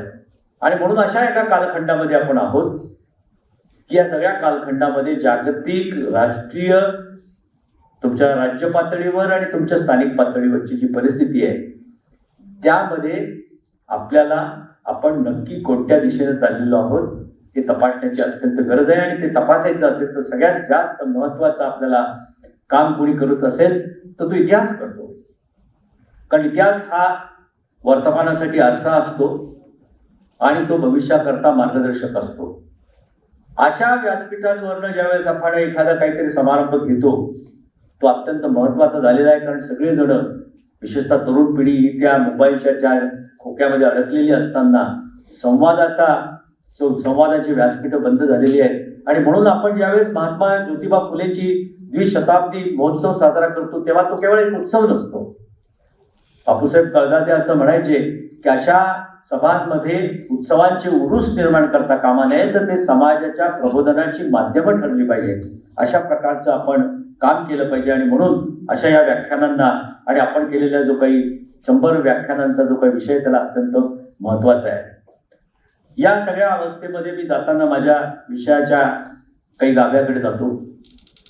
जसं समाजाची या 20व्या शतकामधली उतरंडी, डाऊनफॉल काही ठराविक अशा गोष्टींमुळं झालाय का याचा ज्यावेळेस विचार करतो त्यावेळेस लोकशाहीचा विचार करायला पाहिजे. समाजात राहायचं असेल तर लोकशाहीचा विचार करायला पाहिजे आणि त्या लोकशाहीमधल्या राजकारणाचा देखील विचार करायला पाहिजे. आजची परिस्थिती दुर्दैवानं अशी आहे की लोकशाहीचा गाभा हा विरोधकाचा सन्मानामध्ये आहे. आजच्या परिस्थितीमध्ये जर असं परिस्थिती निर्माण होत असेल की विरोधक की शत्रू, त्याचा काय परिस्थिती तुम्ही आज विचार करा. मला तरी असं वाटतं की आजच्या विरोधकाला लोकशाहीमध्ये शत्रूपेक्षा हीन दर्जाची वागणूक मिळतीये. आणि त्यातून लोकशाहीचा या 20व्या शतकामधल्या आपल्या सगळ्यांसमोरचा जो काही धोका निर्माण झालेला आहे तो जर आपल्याला ओळखायचा असेल तर आपण त्या सगळ्या लोकशाहीच्या निर्मितीकडे आणि त्याच्या इतिहासाकडे थोडंसं डोकावलं पाहिजे. संविधानाची निर्मिती झाली म्हणून आपण सगळे आज इथे बसलेलो आहोत. लोकशाही आपण सगळे भोगतो आहोत. लोकशाही आपण गेली 75 वर्ष चालवत आलेलो आहोत.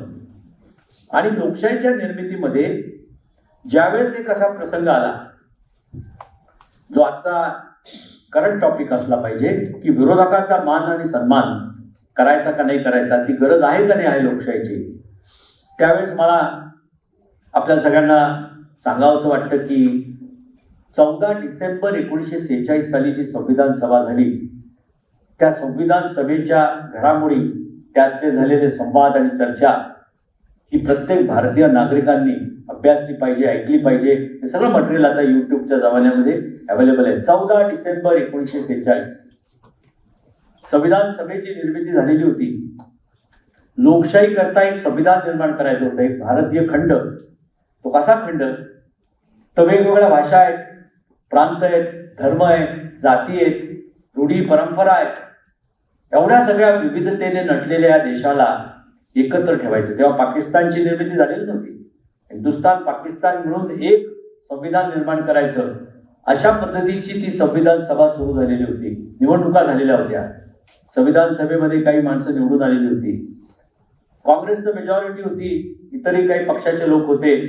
मुस्लिम लीग एक प्रभावी गट होता आणि मुस्लिम लीगचे 76 लोक निवडून आलेले होते.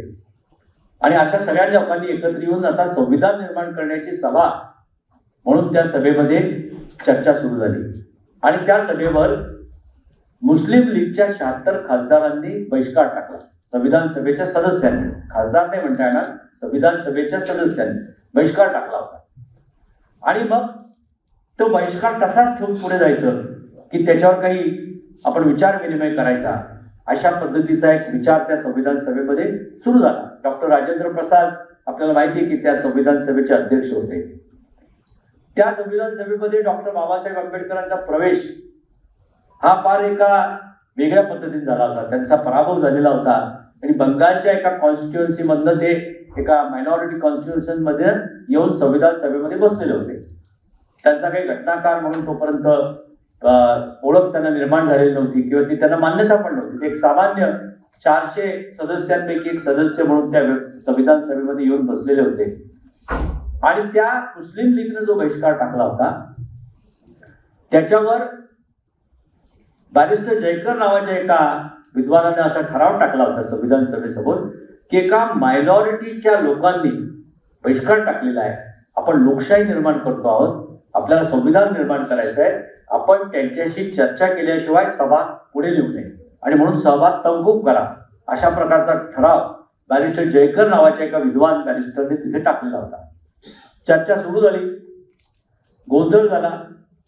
काँग्रेसच्या सदस्यांना घाई झालेली होती की काही करून आता आपल्याला संविधानाची निर्मिती करायची आहे. आणि त्याच्यामुळे त्यांनी आरडाओरडा सुरू केला की नाही नाही नाही, तो जो काही आहे तो मुस्लिम लीगचा जो विरोध आहे तो बाजूला टाका, त्याला फेकून द्या, ते मायनॉरिटी आहेत, त्यांचा विचार करायचं काही कारण नाही, आपण 385 लोक आहोत, आपण सगळेजण मिळून संविधानाची चर्चा करू आणि संविधान फायनल करा, असा मोठमोठ्याने आरडाओरडा सुरू झालेला होता. तर डॉक्टर राजेंद्र प्रसाद हा एक अत्यंत ज्ञानी विचारवंत माणूस होता. सभागृहाचे नेते जवाहरलाल नेहरू होते. त्या दोघांना ते पटत नव्हतं, पण करायचं काय. आणि व्याख्याते जे होते त्यांची यादी तयार केलेली होती, कोणी केव्हा भाषण करायचं. डॉक्टर आंबेडकरांचं नाव 150 क्रमांकावर होतं. त्यांना कोणतीही मान्यता तोपर्यंत मिळालेली नव्हती. अशा वेळेस या देशाच्या सुदैवानं डॉक्टर राजेंद्र प्रसादांनी आंबेडकर साहेबांचं जे काय आहे ते विद्यावरचं, लोकशाहीवरचं त्यांचं विवेचन, अभ्यास हे वाचलेलं होतं आणि ऐकलेलं होतं. तो सगळा गोंधळ सगळा सुरू झाला आणि त्यांच्या डोक्यामध्ये अचानक कल्पना आली की आता या गोंधळाला कोणीतरी विद्वान माणसांनी शांत केलं पाहिजे, समजून सांगितलं पाहिजे. आणि त्यावेळेस त्यांनी डॉक्टर बाबासाहेब आंबेडकरांचं नाव क्रमांक 1 वर वक्ता म्हणून पुकारलं आणि डॉक्टर बाबासाहेब आंबेडकर तिथे भाषण करायला आले. एखाद्या सिनेमामध्ये शोभेल अशी घटना आहे. श्याम बेनेगलांनी 50 वर्ष स्वातंत्र्याला पूर्ण झाल्यानंतर राज्यसभेमार्फत अधिकृतपणे गव्हर्नमेंटची डॉक्युमेंटरी तयार केली आहे. ती यूट्यूबवर अवेलेबल आहे, सगळ्यांनी ती बघावी. तिथे हे व्याख्यान तुम्हाला बघायला मिळेल. आणि सिनेमासारखी परिस्थिती आहे, गोंधळ आहे. एखाद्या चित्रपटात असतो खूप गोंधळ झालेला आहे आणि मग खूप गोंधळामध्ये आता दिलीप कुमार येतो आणि एक जबरदस्त काहीतरी त्याचं डायलॉगबाजी करतो किंवा एखादं खूप भारी गाणं म्हणतो आणि मग सगळा समाज त्याच्या मागे चालायला लागतो. तो गोंधळलेला समाज, तो आरडाओरडा करणारा समाज शांत होतो आणि मग एक नाट्यमय परिस्थिती त्या सिनेमामध्ये जशी दाखवली जाते तशी प्रत्यक्ष परिस्थिती त्या संविधान सभेमध्ये त्यावेळेस निर्माण झाली. आणि डॉक्टर बाबासाहेब आंबेडकरांनी भाषण करायला सुरुवात केली.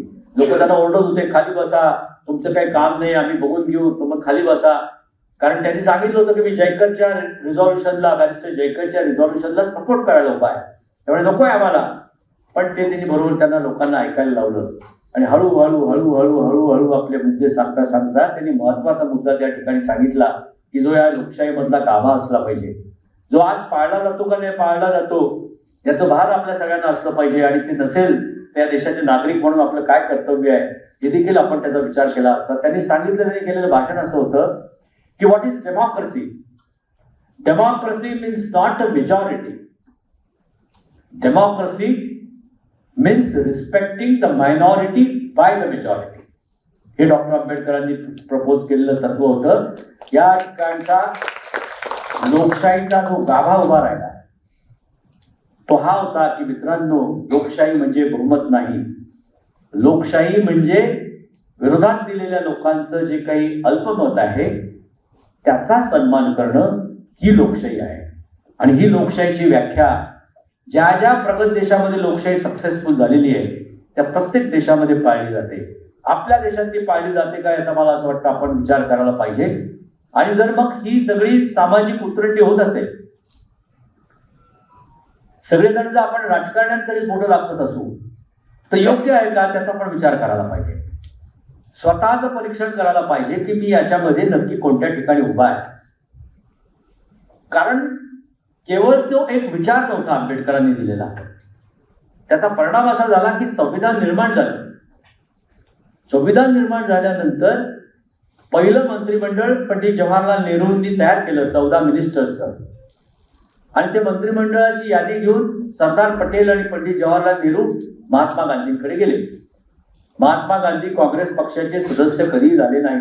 स्वातंत्र्यानंतर त्यांनी स्वतःला अलिप्त ठेवलं राजकारणापासून. पण ते नेते होते, त्यांचे सगळेजण त्यांना मानत होते, म्हणून जवाहरलाल नेहरू त्यांच्याकडे गेले. शान बेनिगलच्या त्या चित्रपटामध्ये, त्या डॉक्युमेंटरी तुम्हाला बघायला मिळेल, पंडित जवाहरलाल नेहरू बसलेले आहेत, महात्मा गांधी चारखा पिसतायत. पंडित जवाहरलाल नेहरू सांगतायत की Mahatmaji, Bapuji, 14 minister we have proposed. त्यांचा चारखा चालू आहे, त्यांना काय इंटरेस्ट नाही. ते सांगतात हा आहे, तो आहे, मिनिस्टर आहे, अमुक आहेत, पटेल, ते सांगतायत, बापूंना काही इंटरेस्ट नाही. बापूमध्येच थांबले आणि म्हणतात Jawaharlal, how many of the oppositions, 14 मंत्र्यांमधले विरोधातले कोण लोक आहेत, विरोधी पक्षातले कोण लोक आहेत.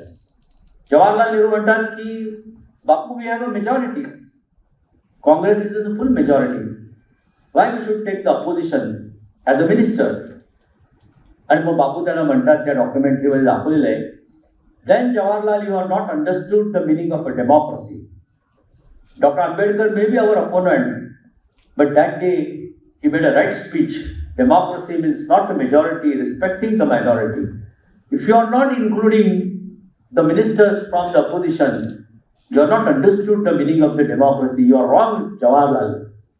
जवाहरलाल 2 मिनिटांमध्ये उठले, परत गेले, काँग्रेस कमिटीची मिटिंग घेतली आणि 3 विरोधातल्या लोकांना महत्वाची खाती दिली. एक, श्यामा प्रसाद मुखर्जी, विश्व हिंदू परिषदेचे श्यामा प्रसाद मुखर्जीला उद्योग मंत्री केला. डॉक्टर बाबासाहेब आंबेडकर 100% काँग्रेसचे विरोधक, राजकीय विरोधक, कायदा मंत्री केला. आणि पंजाबचे बलदेव सिंग 100% काँग्रेसचे विरोधक, त्यांना डिफेन्स मिनिस्टर केला. उद्योग, कायदा, डिफेन्स विरोधकाला दिला. This is a democracy, respecting the minority by the majority. आज काय चाललेलं आहे या देशामधल्या लोकशाहीला? लोकशाही म्हणायचं का? मेजॉरिटी आणि मायनॉरिटी काय असतं मित्रांनो? मेजॉरिटी आणि मायनॉरिटीमध्ये मतांचा फार फरक नसतो, सीटच्या संख्येचा फरक असू शकतो. पण कोणाला तरी 32% मिळालेले असतात आणि कोणाला तरी 34% मिळालेले असतात. 34%नी 32%ना शत्रू समजणं ही राजकीय सामाजिक दृष्ट्या डाऊनफॉल आहे का डेमोक्रेसीची ती झालेली सन्मान आहे? आपण ठरवायचं आहे. आणि हे होताना तुम्ही आम्ही काय करतो आहोत? या सगळ्या गोष्टींचा मला असं वाटतं की आपल्याला अत्यंत प्रखरपणे विचार करावा लागेल. आणि म्हणून ही डेमोक्रेसीची जी संकल्पना डॉक्टर आंबेडकरांनी मांडलेली आहे त्याच्याकडे आपल्याला लक्षच द्यावं लागेल. अनेक सामाजिक संस्था चालतील जोपर्यंत समाजकारण आणि विशेषतः राजकारण चांगल्या तत्वांनी चालू शकत नाही, त्याला नावं ठेवून काय होणार आहे? पर्याय काय? डेमोक्रेसीमध्ये तुम्हाला मत द्यावं लागणार आहे, आमदार खासदार निवडून द्यावे लागणार आहे, त्याच्यातलेच मंत्री आणि मिनिस्टर होणार आहे, चीफ मिनिस्टर होणार आहे, तेच राज्य चालवणार आहे, तेच पॉलिसी करणार आहे. त्या पॉलिसीमधनं जर कॅप्टन खरात सारखे प्रॉडक्ट बाहेर येत असतील, त्या पॉलिसीमधनं गंडा दोरा धागा बांधणारे लोक जर या ठिकाणी निर्माण होणार असतील आणि कुंभमेळ्यासारख्या गोष्टींकरता 10,000 कोटी आणि शिक्षणाच्या संस्थेकरता 500 कोटी देखील द्यायची जर अवकात सरकारची नसेल, PhD झालेले माणसं जर 250 20 वर्ष 25 वर्ष नोकरीमध्ये रखडवत आहेत आणि कुठल्या तरी कुंभाच्या नावाखाली, कुठल्या तरी यज्ञाच्या नावाखाली या देशामध्ये 10,000 5,000 कोटी 7,000 कोटी खर्च होत असतील आणि नागरिक म्हणून जर तुम्हाला आम्हाला चीड येणार नसेल तर महात्मा ज्योतिबा फुले असतील, डॉक्टर आंबेडकर असतील, शाहू महाराज असतील, त्यांचं नाव सांगण्याचा आपल्याला अधिकार आहे का? हा प्रश्न खरा म्हणजे आज आजच्या समाज व्यवस्थेमध्ये उभा आहे आणि तो आपण विचारला पाहिजे. शहर फुटलेलं याचं आम्हाला दुःख नाही, कारण ते नवीन निर्माण होणार आहे. दुःख याचं आहे की त्या सगळ्या व्यवस्थेमधनं जे प्रॉडक्ट तयार होत आहे ते प्रॉडक्ट आज समाजाला घातक आहे.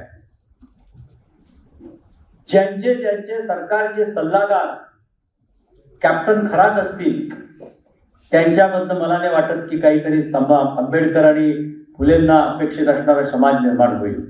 आणि ते प्रत्येकाच्या दिसत आहेत. प्रत्येकाच्या मुख्यमंत्र्याच्या घरामध्ये काहीतरी खोदलं जात आहे महानावती केली जाते असं मुख्यमंत्रीच म्हणतोय, प्राईम मिनिस्टरकडे अजून काहीतरी होतंय.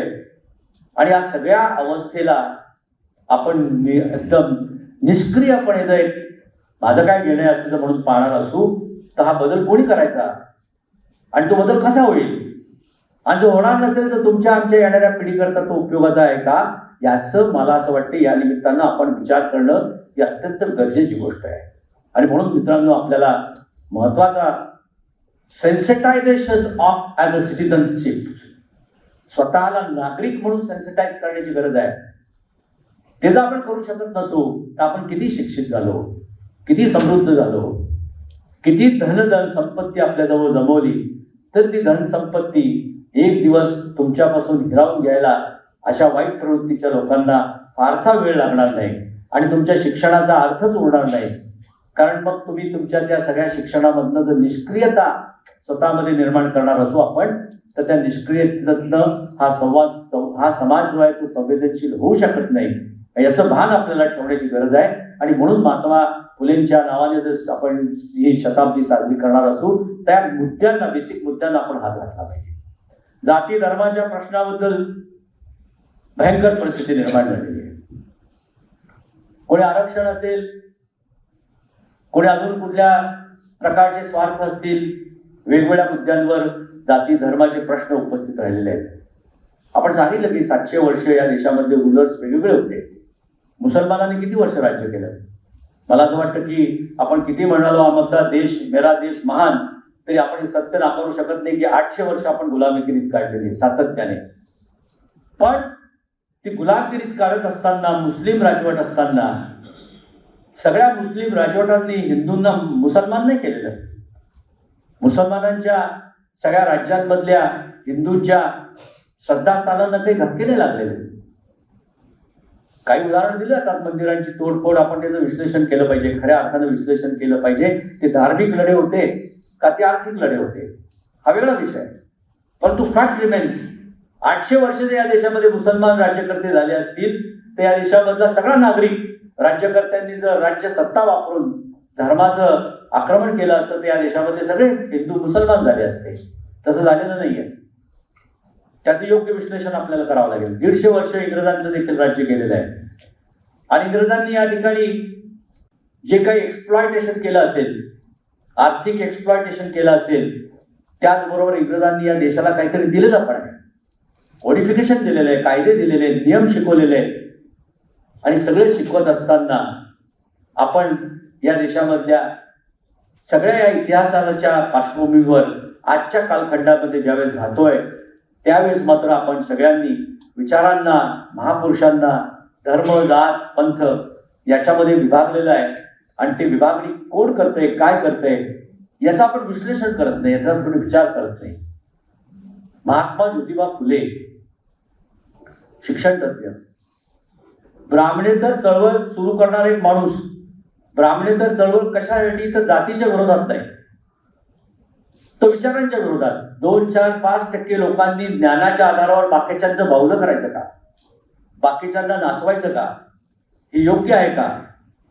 या विचारांनी प्रभावित झालेले अनेक लोक, ज्याच्यामध्ये अनेक ब्राह्मण जातीचे देखील लोक होते, त्यांनी सांगितले बंद झालं पाहिजे. त्यातून ब्राह्मणेतर चळवळ सुरू झाली आणि बहुजनांना शिक्षणाकडे या हा एक मोठा मेसेज महात्मा फुलेंनी दिला. आणि तो देताना त्यांनी काय काय केलेलं आहे? तो प्रवास जो आहे तो इतिहासाचा प्रवास, ही सत्याचा प्रवास आहे. या देशामधल्या छत्रपती शिवाजी महाराजांचं अस्तित्व, महाराजांच्या कालखंडामध्ये पेशवाईमध्ये काय होतं विचारवंतांनी तपासून पाहावं. आज आपण पवार साहेबांच्या फोटोला इथे आदरणीय जयसिंगराव पवारांच्या फोटोला इथे हार घातलेला आहे. काय प्रचंड लिखाण त्या माणसांनी करून ठेवलेलं आहे. आणि त्यांच्या लिखाणात तुम्ही बघा, महाराजांनी नेमलेल्या पेशव्यांनी एका विशिष्ट प्रवृत्तीने जसा जसा पेशवाईमध्ये प्रवेश केला तसा जसा शिवाजी महाराज पुसून टाकण्याचं काम केलेलं आहे. काय त्या 150 वर्षामधल्या लिखाणामध्ये तुम्हाला कुठे शिवाजी महाराज कोणाला माहिती होता? कोणी सांगितला महाराष्ट्राला? मला असं वाटतं की छत्रपती शिवाजी महाराज या महाराष्ट्राला सांगण्याचं महत्वाचं काम महात्मा ज्योतिबा फुले नावाच्या महात्माने केलेलं आहे. रायगडावर ते गेले, महाराजांची समाधी त्यांनी शोधली, समाधी साफ करण्याचं काम महात्मा फुलेंनी केलं. 1000 पानांचा पोवाडा महात्मा फुलेंनी शिवाजी महाराजांवर लिहिला. ते काही कुठल्या जाती धर्माला अनुसरून केला, एक माळी एक मराठा हा विचार करून केला का? मराठ्यांच्या घरामध्ये तोपर्यंत शिवाजी महाराज होता का? ज्या वेळेस महाराष्ट्राच्या या आराध्य दैवताचं महत्व महाराष्ट्राला कळालं, त्याचं क्रेडिट महात्मा फुलेंना आहे. आणि त्यांनी ते का केलं तर त्यांनी सांगितलं की या देशामध्ये महाराष्ट्रामधल्या संतांचा जो काही समतेचा विचार आहे, पुण्याचा विचार आहे, त्याचा अवलंब करण्याचं काम या राजांनी केलेलं आहे. हा महान राजा होता. या राजांनी संतांचे विचार पुढे नेलेले आहेत. हा आपला आराध्य दैवत आहे. आणि म्हणून त्यांनी शिवाजी महाराजांचे ओळख या महाराष्ट्राला संबंध आपल्या चळवळीमधनं करून दिलेली आहे. ते महात्मा फुले आहेत. ते कोणत्या जातीचे आहेत हे महत्वाचे नाही आहेत. ते या इतिहासाचे आणि या परंपरेचे एक पाईक आहेत. आणि म्हणून त्यांनी शिवाजी महाराजांचा झेंडा हातात घेऊन महाराष्ट्राला दाखवलेला आहे की हा मोठा महापुरुष होता. शिवाजी महाराजांचा तो विचार महात्मा फुलेंनी पुढे नेला. शिक्षणाचा विचार नेला, शिक्षणाच्या प्रगतीचा पुरोगामी विचार नेला. आणि 2 राजांची आपण ओळख विसरता कामा नये. सगळ्यात महत्वाचं सयाजीराव गायकवाडांना पण कसं काय विसरून चालेल? काय प्रचंड काम ते प्रभावित कोणामुळे झाले? शिवाजी महाराजांच्या विचाराने झाले असतील तर सगळ्यात जास्त ते महात्मा फुलेंच्या विचाराने झालेले आहेत. त्यांनी लिहून ठेवलेले आहे. इंडस्ट्रियल डिस्प्यूट ऍक्ट 1934 साली लिहिला त्यांनी. मिनिमम वेजेस ऍक्ट 1940 साली लिहिला. किमान वेतन मिळालं पाहिजे. बाकी त्याचं हे सगळं काय सती जाणे अमुक तमुक सगळे तर त्यांनी कायदे करूनच टाकले आणि राबवले. शिक्षण, वाचन, स्त्री शिक्षण प्रचंड मोठं सयाजीराव गायकवाडांनी काम केलं. कारण का? छत्रपती संतांचा प्रवास, शिवाजी महाराजांचं राज्य, महात्मा फुलेंचे विचार, सयाजीराव गायकवाड त्या झेंडा अजून वर नेला. या महाराष्ट्राच्या माणसाने नेला. आणि मग शाहू महाराजांचं काम आपल्याला सगळ्यांना परिचितच आहे. सयाजीराव गायकवाड गुजरातमध्ये गेले म्हणून आपण तेवढ्या प्रकर्षाने त्यांना जवळ ओळखत नाही. वाचलं पाहिजे आपण त्यांचं काम.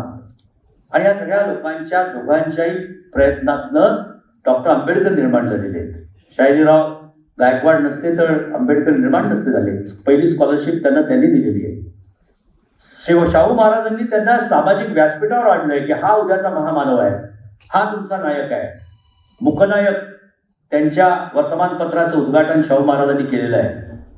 आणि सगळ्या अस्पृश्यतेच्या लढ्यामध्ये शाहू महाराजांचं योगदान. आपल्या महार मित्राला हॉटेल टाकून रोज सकाळी राजा त्याच्या दाराशी जाऊन चहा पिणारा राजा आहे तो.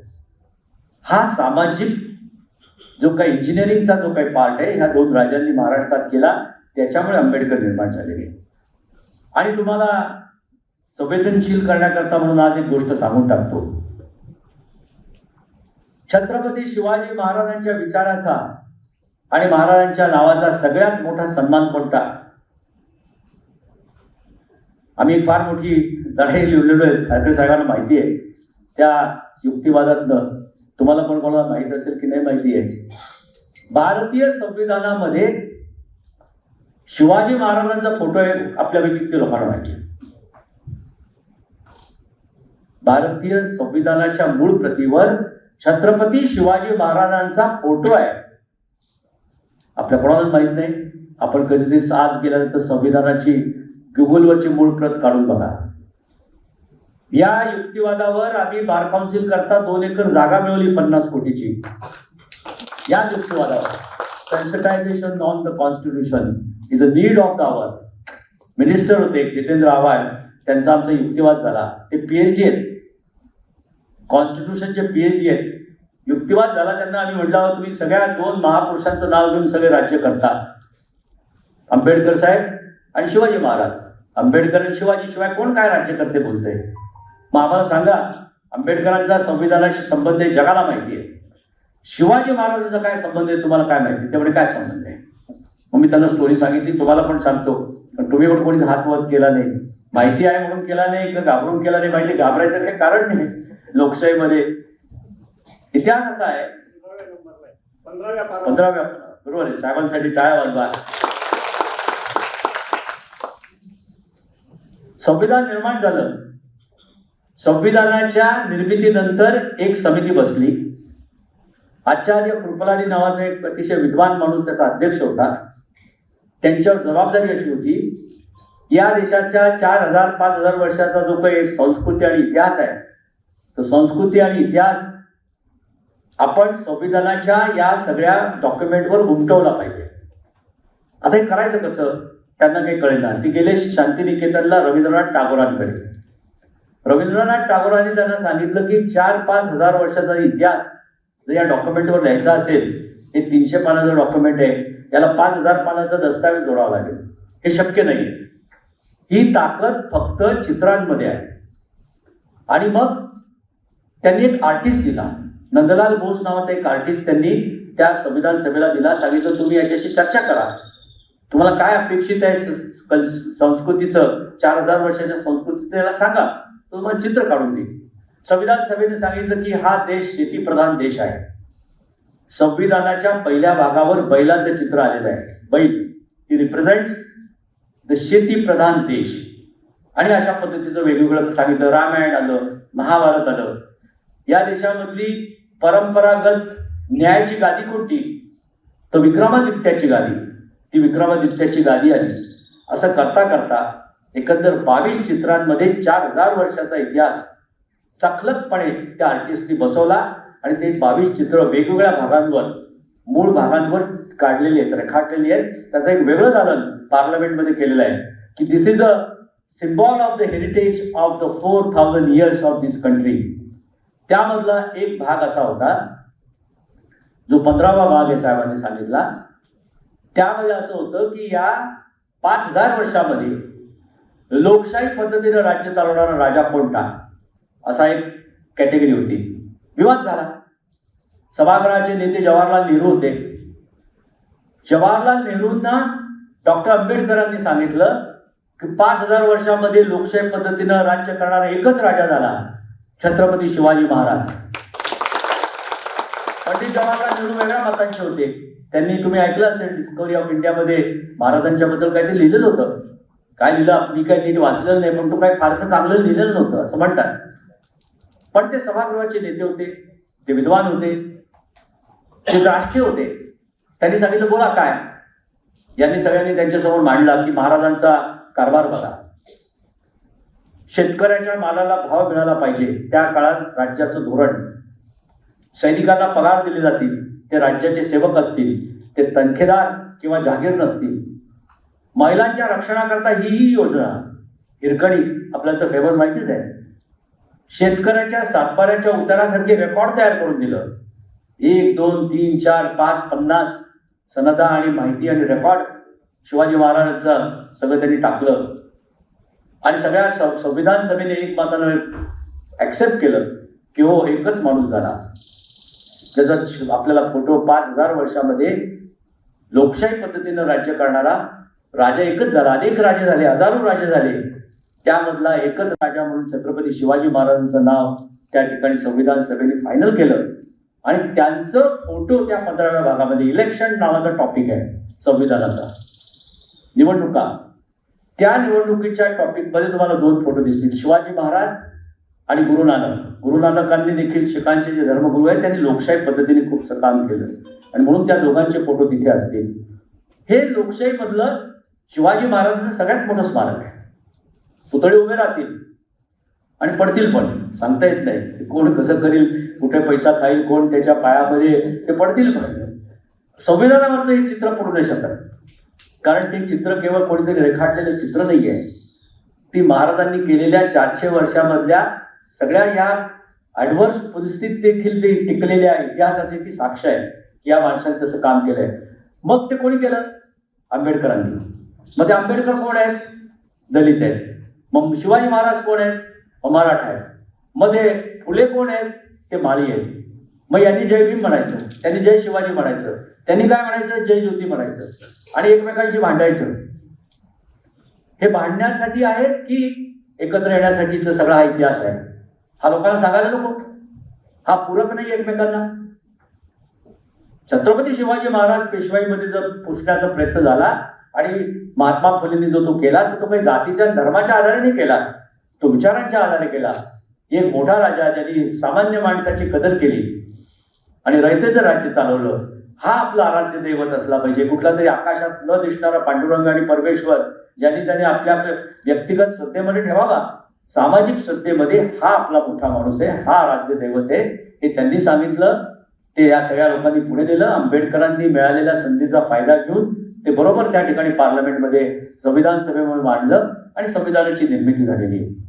आंबेडकर साहेबांनी लिहून ठेवलं त्यांच्या आत्मचरित्रामध्ये की फुलेंनी हे जे काही महत्व सांगितलं शिवाजी महाराजांचं, हे या महाराष्ट्राच्या जनतेला संजीवनी देणार आहे. ते त्यांनी सांगितलं नसतं तर माझ्यासारखा दलित घरामध्ये जन्माला आलेला मुलगा घटनाकार होऊ शकला नसता. आणि म्हणून माझं कर्तव्य होतं की ज्यावेळेस पंडित जवाहरलाल नेहरूंच्या डोक्यामध्ये वेगळा विचार होता, मी माझ्या वकिलीचं आणि युक्तिवादाचं ज्ञानाचं सगळं कौशल्य वापरून त्या ठिकाणी त्यांना पटवून देऊ शकलो की छत्रपती शिवाजी महाराज हाच या देशामधला 5000 वर्षामधला मोठा राजा आहे. हे माझं सामाजिक दायित्व आहे, हे मी त्या ठिकाणी गर्वानं सांगतो, असं आंबेडकर साहेबांनी लिहून ठेवलं. तो विचार पुढे चालत राहिलेला आहे आणि तो विचार इथपर्यंत आलेला आहे. परवा खंडपीठाची निर्मिती झाली कोल्हापूरला. आम्ही होतो, ठाकरे साहेबांना आम्ही सगळे, न्यायमूर्ती गवई साहेब दलित समाजाचे, आंबेडकरांचे चाहते, रासू गवईंचे चिरंजीव. अनेक अडचणी आल्या, खंडपीठ होऊ शकत नाही, घटनेमध्ये तरतूद नाहीये, तांत्रिक बाब नाहीये, अमुक आहे तमुक आहे. गवई साहेब खंबीरपणे असे उभे राहिले आणि म्हणाले, जर मी आज चीफ जस्टिस ऑफ इंडिया झालो असेल तर त्याच्यामध्ये आंबेडकरांचं जितकं योगदान आहे त्याच्यापेक्षा जास्त शाहू महाराजांचं योगदान आहे. आणि म्हणून शाहू महाराजांच्या नगरीमध्ये खंडपीठ होण्याकरता माझी जी काही असेल ती ताकद चीफ जस्टिस ऑफ इंडिया म्हणून मी वापरेल आणि खंडपीठाची निर्मिती करेल. आणि त्यांनी केली. हा जो काही सामाजिक विचार या सगळ्या लोकांच्या योगदानातून निर्माण झालेला आहे, याचं भान आपण सगळ्या शिक्षित लोकांनी, मला असं वाटतं, ठेवलं पाहिजे. ते ठेवणं ही आपली जबाबदारी आहे. खूप काही बोलता येईल, ठाकरे साहेब म्हणाले तसं बरंच काही बोलता येईल, बोलत राहू, तुम्ही ऐकत राहाल, पण वेळेचं आणि काळाचं भान आहे. बाळासाहेब मगर साहेबांच्या वयाचं देखील आम्हाला भान आहे, त्याच्यामुळे थांबावं लागेल. आणि थांबताना एवढंच सांगेल की आपल्यातला शिकलेला माणूस जिवंत करण्याकरता जितक्या लवकरात लवकर आपण भारतीय नागरिक म्हणून जगण्याचा प्रयत्न करू. आपल्या मागे असणारी जात, धर्म, प्रांत, भाषा विसरून सामाजिक ऐक्याकरता जितकं आपण आपल्यातलं योगदान जास्तीत जास्त देण्यासाठी संवेदनशील होऊ, तितकं आपण या सगळ्या महापुरुषांना नमस्कार आणि सलाम करण्याकरता पात्र आहोत, याची जाणीव आपण सगळ्यांनी या निमित्ताने ठेवावी अशी विनंती करतो. थांबतो. जय हिंद, जय महाराष्ट्र. धन्यवाद साहेब. संविधान निर्मितीची प्रक्रिया आणि तो कालखंड साहेबांनी अगदी उत्कृष्ट विषय केलेला आहे. जे सत्यशोधकी विचार आहे ते किती महत्त्वाचे आहे हे साहेबांनी विषय केले. आणि अर्थातच हे सत्यशोधकी विचार आपली संस्था मराठा विद्याप्रसारक समाज संस्था पुढे घेऊन जाते आहे. वळूया अध्यक्षीय भाषणाकडे. यानंतर कार्यक्रमाचे अध्यक्ष, नाशिक कवीचे अध्यक्ष, ज्येष्ठ सभासद आदरणीय बाळासाहेब मगर यांना विनंती करतो की त्यांनी आपले विचार व्यासपीठावरती ठेवावे. आपण जोरदार टाळ्यांनी त्यांचं स्वागत करूया. कार्यक्रमाला बराच उशीर झालेला आहे, त्याचं भान ठेवून मी जास्तीत जास्त 7-8 मिनिटात असे आपला संवाद साधणार आहे. हे अध्यक्षपद स्वीकारण्याची मोठी दुःख असतात आणि वयानुसार अध्यक्षपदच तुमच्याकडे चालत येतं. आणि आज माझ्या पुढे प्रश्न असा आहे की अतिशय उद्बोधक भाषण झाल्यामुळे सचिन तेंडुलकर येऊन गेल्यानंतर आपण काय बॅटिंग करायची. पण बाळासाहेब पिंगळेंचा आग्रह होता म्हणून म्हटलं आपण जाऊ. मित्रांनो, हे भाषण माझं लिखित असल्यामुळे ते लवकरच संपणार एवढी खात्री बाळगा. क्रांती सूर्य महात्मा ज्योतिराव फुले यांच्या जन्मशताब्दीच्या निमित्ताने मविप्र समाज आणि यशवंतराव चव्हाण सेंटर यांनी व्याख्यानमाला आयोजित करण्याचं जे औचित्य दाखवलं त्याबद्दल मी त्यांचं अभिनंदन करतो. या निमित्ताने नाशिक शहरातील ख्यातनाम विधिज्ञ जयंतराव जायभावे यांचे विचार आपल्याला ऐकावयास मिळाले व माझ्यासारख्या दगडविटातल्या इंजिनियरला आपण अध्यक्षपदाचा मान दिला त्याबद्दल मी आपला आभारी आहे. मगर जायभावे असा समाज पिंगळ्यांनी जुळवला. 51 वर्षापूर्वी जायभावांचं घर बांधण्याची मला संधी मिळाली ती लक्षात ठेवा.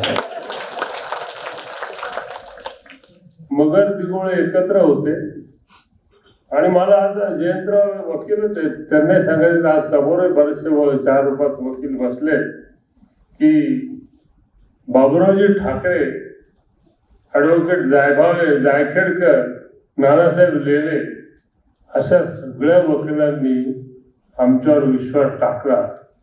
मित्रांनो, वकिलांचा विश्वास मिळवणं फार कठीण काम असतं. एखादा जज तुम्हाला निर्दोष सोडून देईल पण वकील मात्र पूर्ण तपासून काढेल. डॉक्टरही तपासत नाही.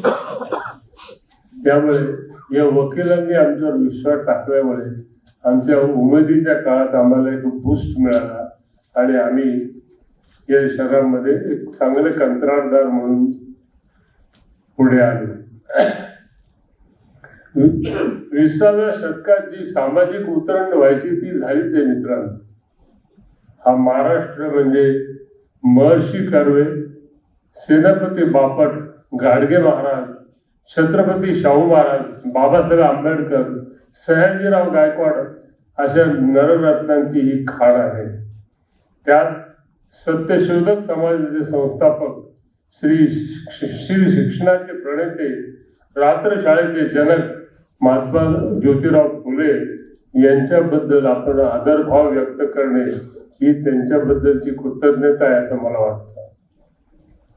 त्यांनी तुकारामाचा अभंग आपल्या आयुष्यात तंतोतंत अंमलात आणला.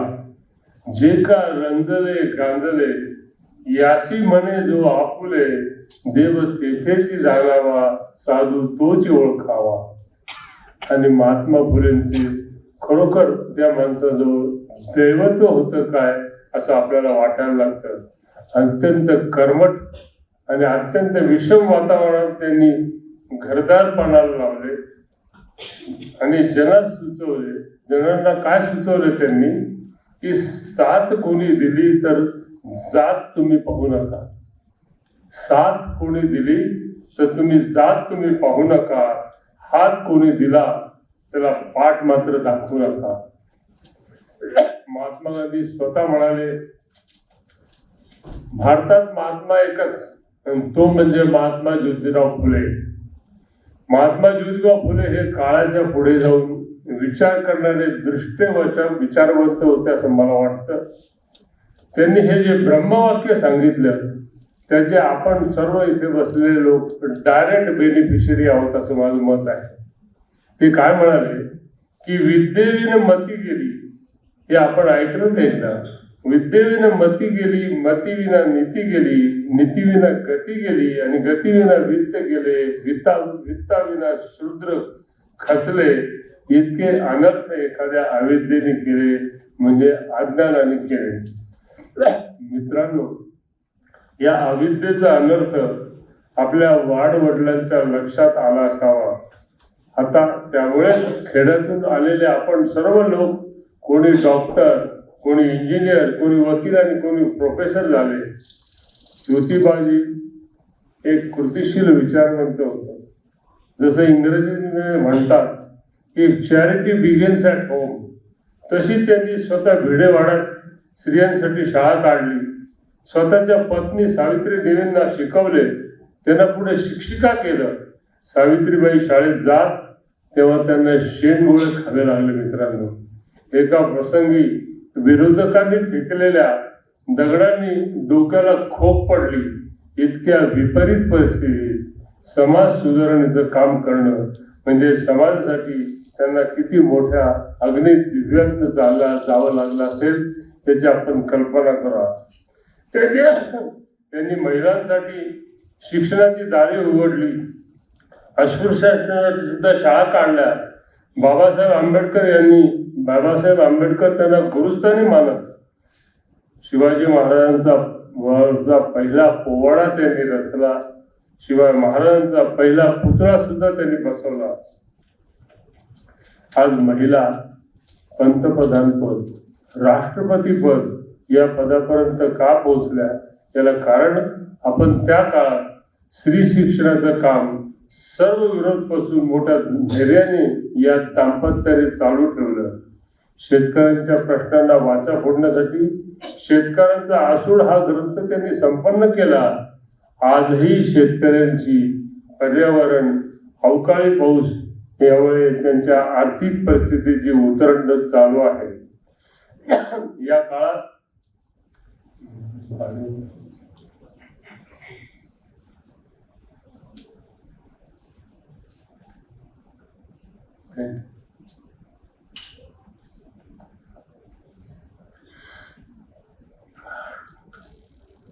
मला एक इंजिनियर म्हणून महात्मा फुलेंच्या चरित्रात एक गोष्ट सापडली की त्यांना इंजिनिअरिंगचं सुद्धा ज्ञान होतं. त्या काळात इतकं अज्ञान होतं की पाटाच्या पाण्यावर शेती होईल हे सुद्धा शेतकऱ्यांना पटत नव्हतं. शेवटी ज्योतिबांनी पाटाच्या पाण्याचं शेतीचं प्रात्यक्षिक स्वतः करून दाखवलं, तेव्हा ते शेतकऱ्यांना पटलं. आज सामाजिक उतरंडीचा विषय चालू आहे. आज दर 1000 मुलींचं प्रमाण खूप घसरलंय. प्रत्येक खेड्यामध्ये बिन लग्नाच्या मुलांची संख्या चिंताजनक पद्धतीने वाढलेली आहे. 1000 पोलीस भरतीसाठी 3 लाख अर्ज येतात. 1000 पोलीस भरतीसाठी 3 लाख अर्ज येतात. वाढलेल्या प्रचंड बेरोजगारीचा हा पृष्ठभागावर आलेला एक आकडा आहे. खाजगी क्लासवाले अटेंडन्ससाठी कॉलेजशी टायअप करतात. विद्यार्थी वर्गात बसण्यासाठी आपल्याकडे व्यासंग आणि विषय रंगतदार करण्याची कसोटी कौशल्य पाहिजे, हे आपण समजून घेतलं पाहिजे. सांप्रतच्या स्थितीत अनेक क्षेत्रात दर्जा खालवतोय आणि त्यात वाईटात वाईट गोष्ट म्हणजे राजकारण अग्रेसर आहे. उतरंड होण्यात राजकारण अग्रेसर आहे. सुराज्य आणि रामराज्य अशा गोष्टी आता लोकांना काल्पनिक वाटतात. सामाजिक उतरंडी हा ज्वलंत विषय ठेवल्याबद्दल या आयोजकांचं मी परत अभिनंदन करतो. आणि खरोखर इंग्रज निघून गेले, पण खऱ्या सुधारणा झाल्या का? आपले स्वातंत्र्य सेनानी लोकमान्य टिळक आणि आगरकर या दोघांमध्ये मोठा वाद रंगला होता त्या काळी की सामाजिक सुधारणा आधी की स्वातंत्र्य आधी, असा वाद बराच गाजला. आपल्या धुरीणांना, बहुतेक आगरकरांना सुद्धा या उतरंडीची चावल आधीच लागली असं वाटतं. उठता बसता शाहू फुले आणि आंबेडकर यांचा आपला पुरोगामी महाराष्ट्र असा गजर केला जातो. पण वास्तव काय आहे? तथाकथित पुरोगामी महाराष्ट्राचे मराठी एका भोंदू कॅप्टनच्या पायाशी पैशाच्या राशी होतात. किती मोठी विसंगती आहे. आपल्याबद्दल आपल्या शर्मेची मान खाली जाते. म्हणून मला ज्योतिबा आणि सावित्री देवीलाच अपील करावं असं वाटतं की ज्योतिबा, सावित्री देवी, आपण याचसाठी केला होता का अट्टास तुम्ही समाज सुधारण्याचा? हा असा मोठा प्रश्न याच्यावर निर्माण होतो. आज जागवानी चांगलं प्रबोधन केलं, पण समाजाला जागृत करणं, समाज उठणं. इंग्लिशमध्ये एक म्हण आहे की people get the government they deserve. आपण दोन पक्ष असून 2 पक्षांकडे आलटून पालटून सत्ता आणि त्यांनी एकमेकाविरुद्ध व्यवस्थित कारभार करणे, यात आपला देश जात नाही. आणि त्यामुळे आपल्या एका बाजूला एक 70 वर्ष कारभार करणारा बेमौत असा पक्ष आणि नंतर आलेला पक्ष जो आपल्या 15-20 वर्ष आपल्या बोर्डवर बसला. तर असे जर गोष्टी होत असतील या लोकशाहीमध्ये सुधारणा घडवणं कठीण. या उतरंडी चालूच राहतील. आणि म्हणून चांगले लोक निवडून येण्यासाठी आपल्याला सजग राहावं लागेल हेच आपल्याला जागवाने सांगितलं. आणि शेवटी प्रत्येक पालकाच्या हाती एक संस्कारक्षम पिढी निर्माण करण्याशिवाय आपल्या हातात काय आहे. एवढं बोलतो आणि इथेच थांबतो. धन्यवाद साहेब. वळूया कार्यक्रमाच्या समारोपाकडे. मी सुरेखा बोराडे मॅडम यांना विनंती करतो की त्यांनी आभार प्रदर्शन करावं. आपण जोरदार टाळ्यांनी त्यांचं स्वागत करूया आणि त्यानंतर कार्यक्रमाचा समारोप राष्ट्रगीताने होईल. युगपुरुष महात्मा ज्योतिराव फुले यांना त्यांच्या द्वितीय जन्मशताब्दी वर्षानिमित्त मी प्रथम वंदन करते. साहेबांनी सांगितलंच की सत्यशोधक चळवळीचा विचार घेऊनच मराठा विद्याप्रसारक समाज संस्था उभी राहिली आणि त्या संस्थेवर आज आपण अतिशय चांगलं असं विचार सुसंस्कृत असं जीवन जगतो आहोत. आणि त्यांच्या द्विशताब्दी जन्मवर्षानिमित्त पिंगळे सरांनी सांगितलं की आपण 100 व्याख्यानांचं आयोजन करणार आहोत आणि वैचारिक जागृतीचे माळा आपण गुंफणार आहोत. त्यातलं पहिलं पुष्प आज इथे माननीय विधिज्ञ सुप्रसिद्ध विधिज्ञ माननीय ॲडव्होकेट जयंत जायभावे सर यांनी गुंफले आणि त्यांनी अतिशय सुंदर पद्धतीने, साहेब म्हटलेच की ते जेव्हा बोलायला लागतात तेव्हा आपण ऐकतच राहावं असं वाटतं. आणि त्यांनी संपवलं तेव्हा असं वाटलं की अर्धवट हा विषय राहिला आहे, अजूनही ऐकायचं आहे. त्यांनी सांगितलं की सामाजिक उतरंडी थांबवण्यासाठी प्रत्येकाने संविधानिक सुसंस्कृतपणा आपल्यामध्ये आणला पाहिजे. दोनही संस्थांच्या विनंतीला मान देऊन ते इथे आले आणि मौलिक असं मार्गदर्शन केलं. त्याबद्दल त्यांचे मी मराठा विद्याप्रसारक समाज संस्था आणि यशवंतराव चव्हाण सेंटर यांच्या वतीने मनपूर्वक धन्यवाद व्यक्त करते. आजच्या कार्यक्रमाचे अध्यक्षस्थान मराठा विद्याप्रसारक समाज संस्थेचे ज्येष्ठ सभासद आणि नाशिक कवीचे अध्यक्ष आमचे मार्गदर्शक माननीय बाळासाहेब मगर साहेब यांनी स्वीकारलं आणि त्यांनी काव्य फुलंच गुंफली असं मला वाटतं. हलकं फुलकं वातावरण त्यांनी केलं, आपल्याला मार्गदर्शन केलं, त्याबद्दल त्यांचे मी मनपूर्वक आभार व्यक्त करते. मराठा विद्याप्रसारक समाज संस्थेचे सन्माननीय सरचिटणीस व यशवंतराव चव्हाण सेंटर केंद्राचे अध्यक्ष माननीय ॲडव्होकेट नितीन ठाकरे साहेब यांच्या प्रेरणेने आणि मार्गदर्शनाने हा कार्यक्रम संपन्न झाला आणि असेच मौलिक विचाराचे अनेक आपल्याला व्याख्यानं ऐकायला मिळणार आहेत. त्याबद्दल मी साहेबांचे मनपूर्वक धन्यवाद व्यक्त करते.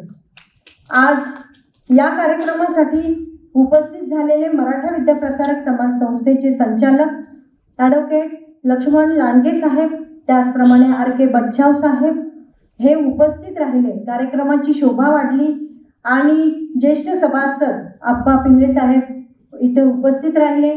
समाजातील अगदी सार्वजनिक वाचनालयाचे कार्याध्यक्ष संजय करंजकर सर असतील, अतिशय अभ्यासू असे आपले बिरारी सर आहेत आणि वकील मंडळी सुद्धा इथे उपस्थित झालेली आहे. समाजातल्या विविध स्तरातील लोक इथे व्याख्यानासाठी उपस्थित राहिले, त्याबद्दल त्यांचे मी मनपूर्वक आभार व्यक्त करते. ह्या कार्यक्रमाचं अतिशय सुबद्ध असं नियोजन यशवंतराव चव्हाण सेंटरचे सचिव डॉक्टर अशोक पिंगळे सर यांनी केलं, त्याबद्दल त्यांचे मनपूर्वक आभार व्यक्त करते. आणि आज इथे आपण सर्वजण उपस्थित राहिले, सगळ्यांनी या व्याख्यानाचा लाभ घेतला. एक नवीन विचार घेऊन आपण इथून जाणार आहोत. आपण इथे आलात त्याबद्दल दोनही संस्थांच्या वतीने आपले मनपूर्वक आभार व्यक्त करते आणि थांबते. धन्यवाद.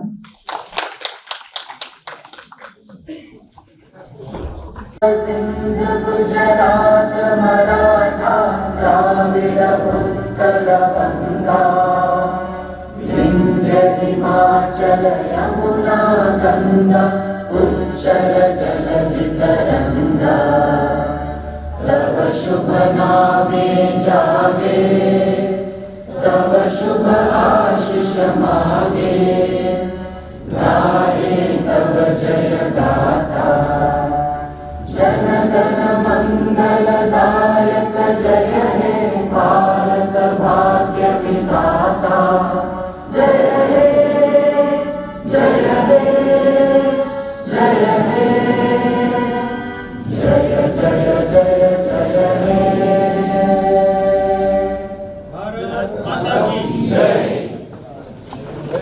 सगळ्यावर पालावून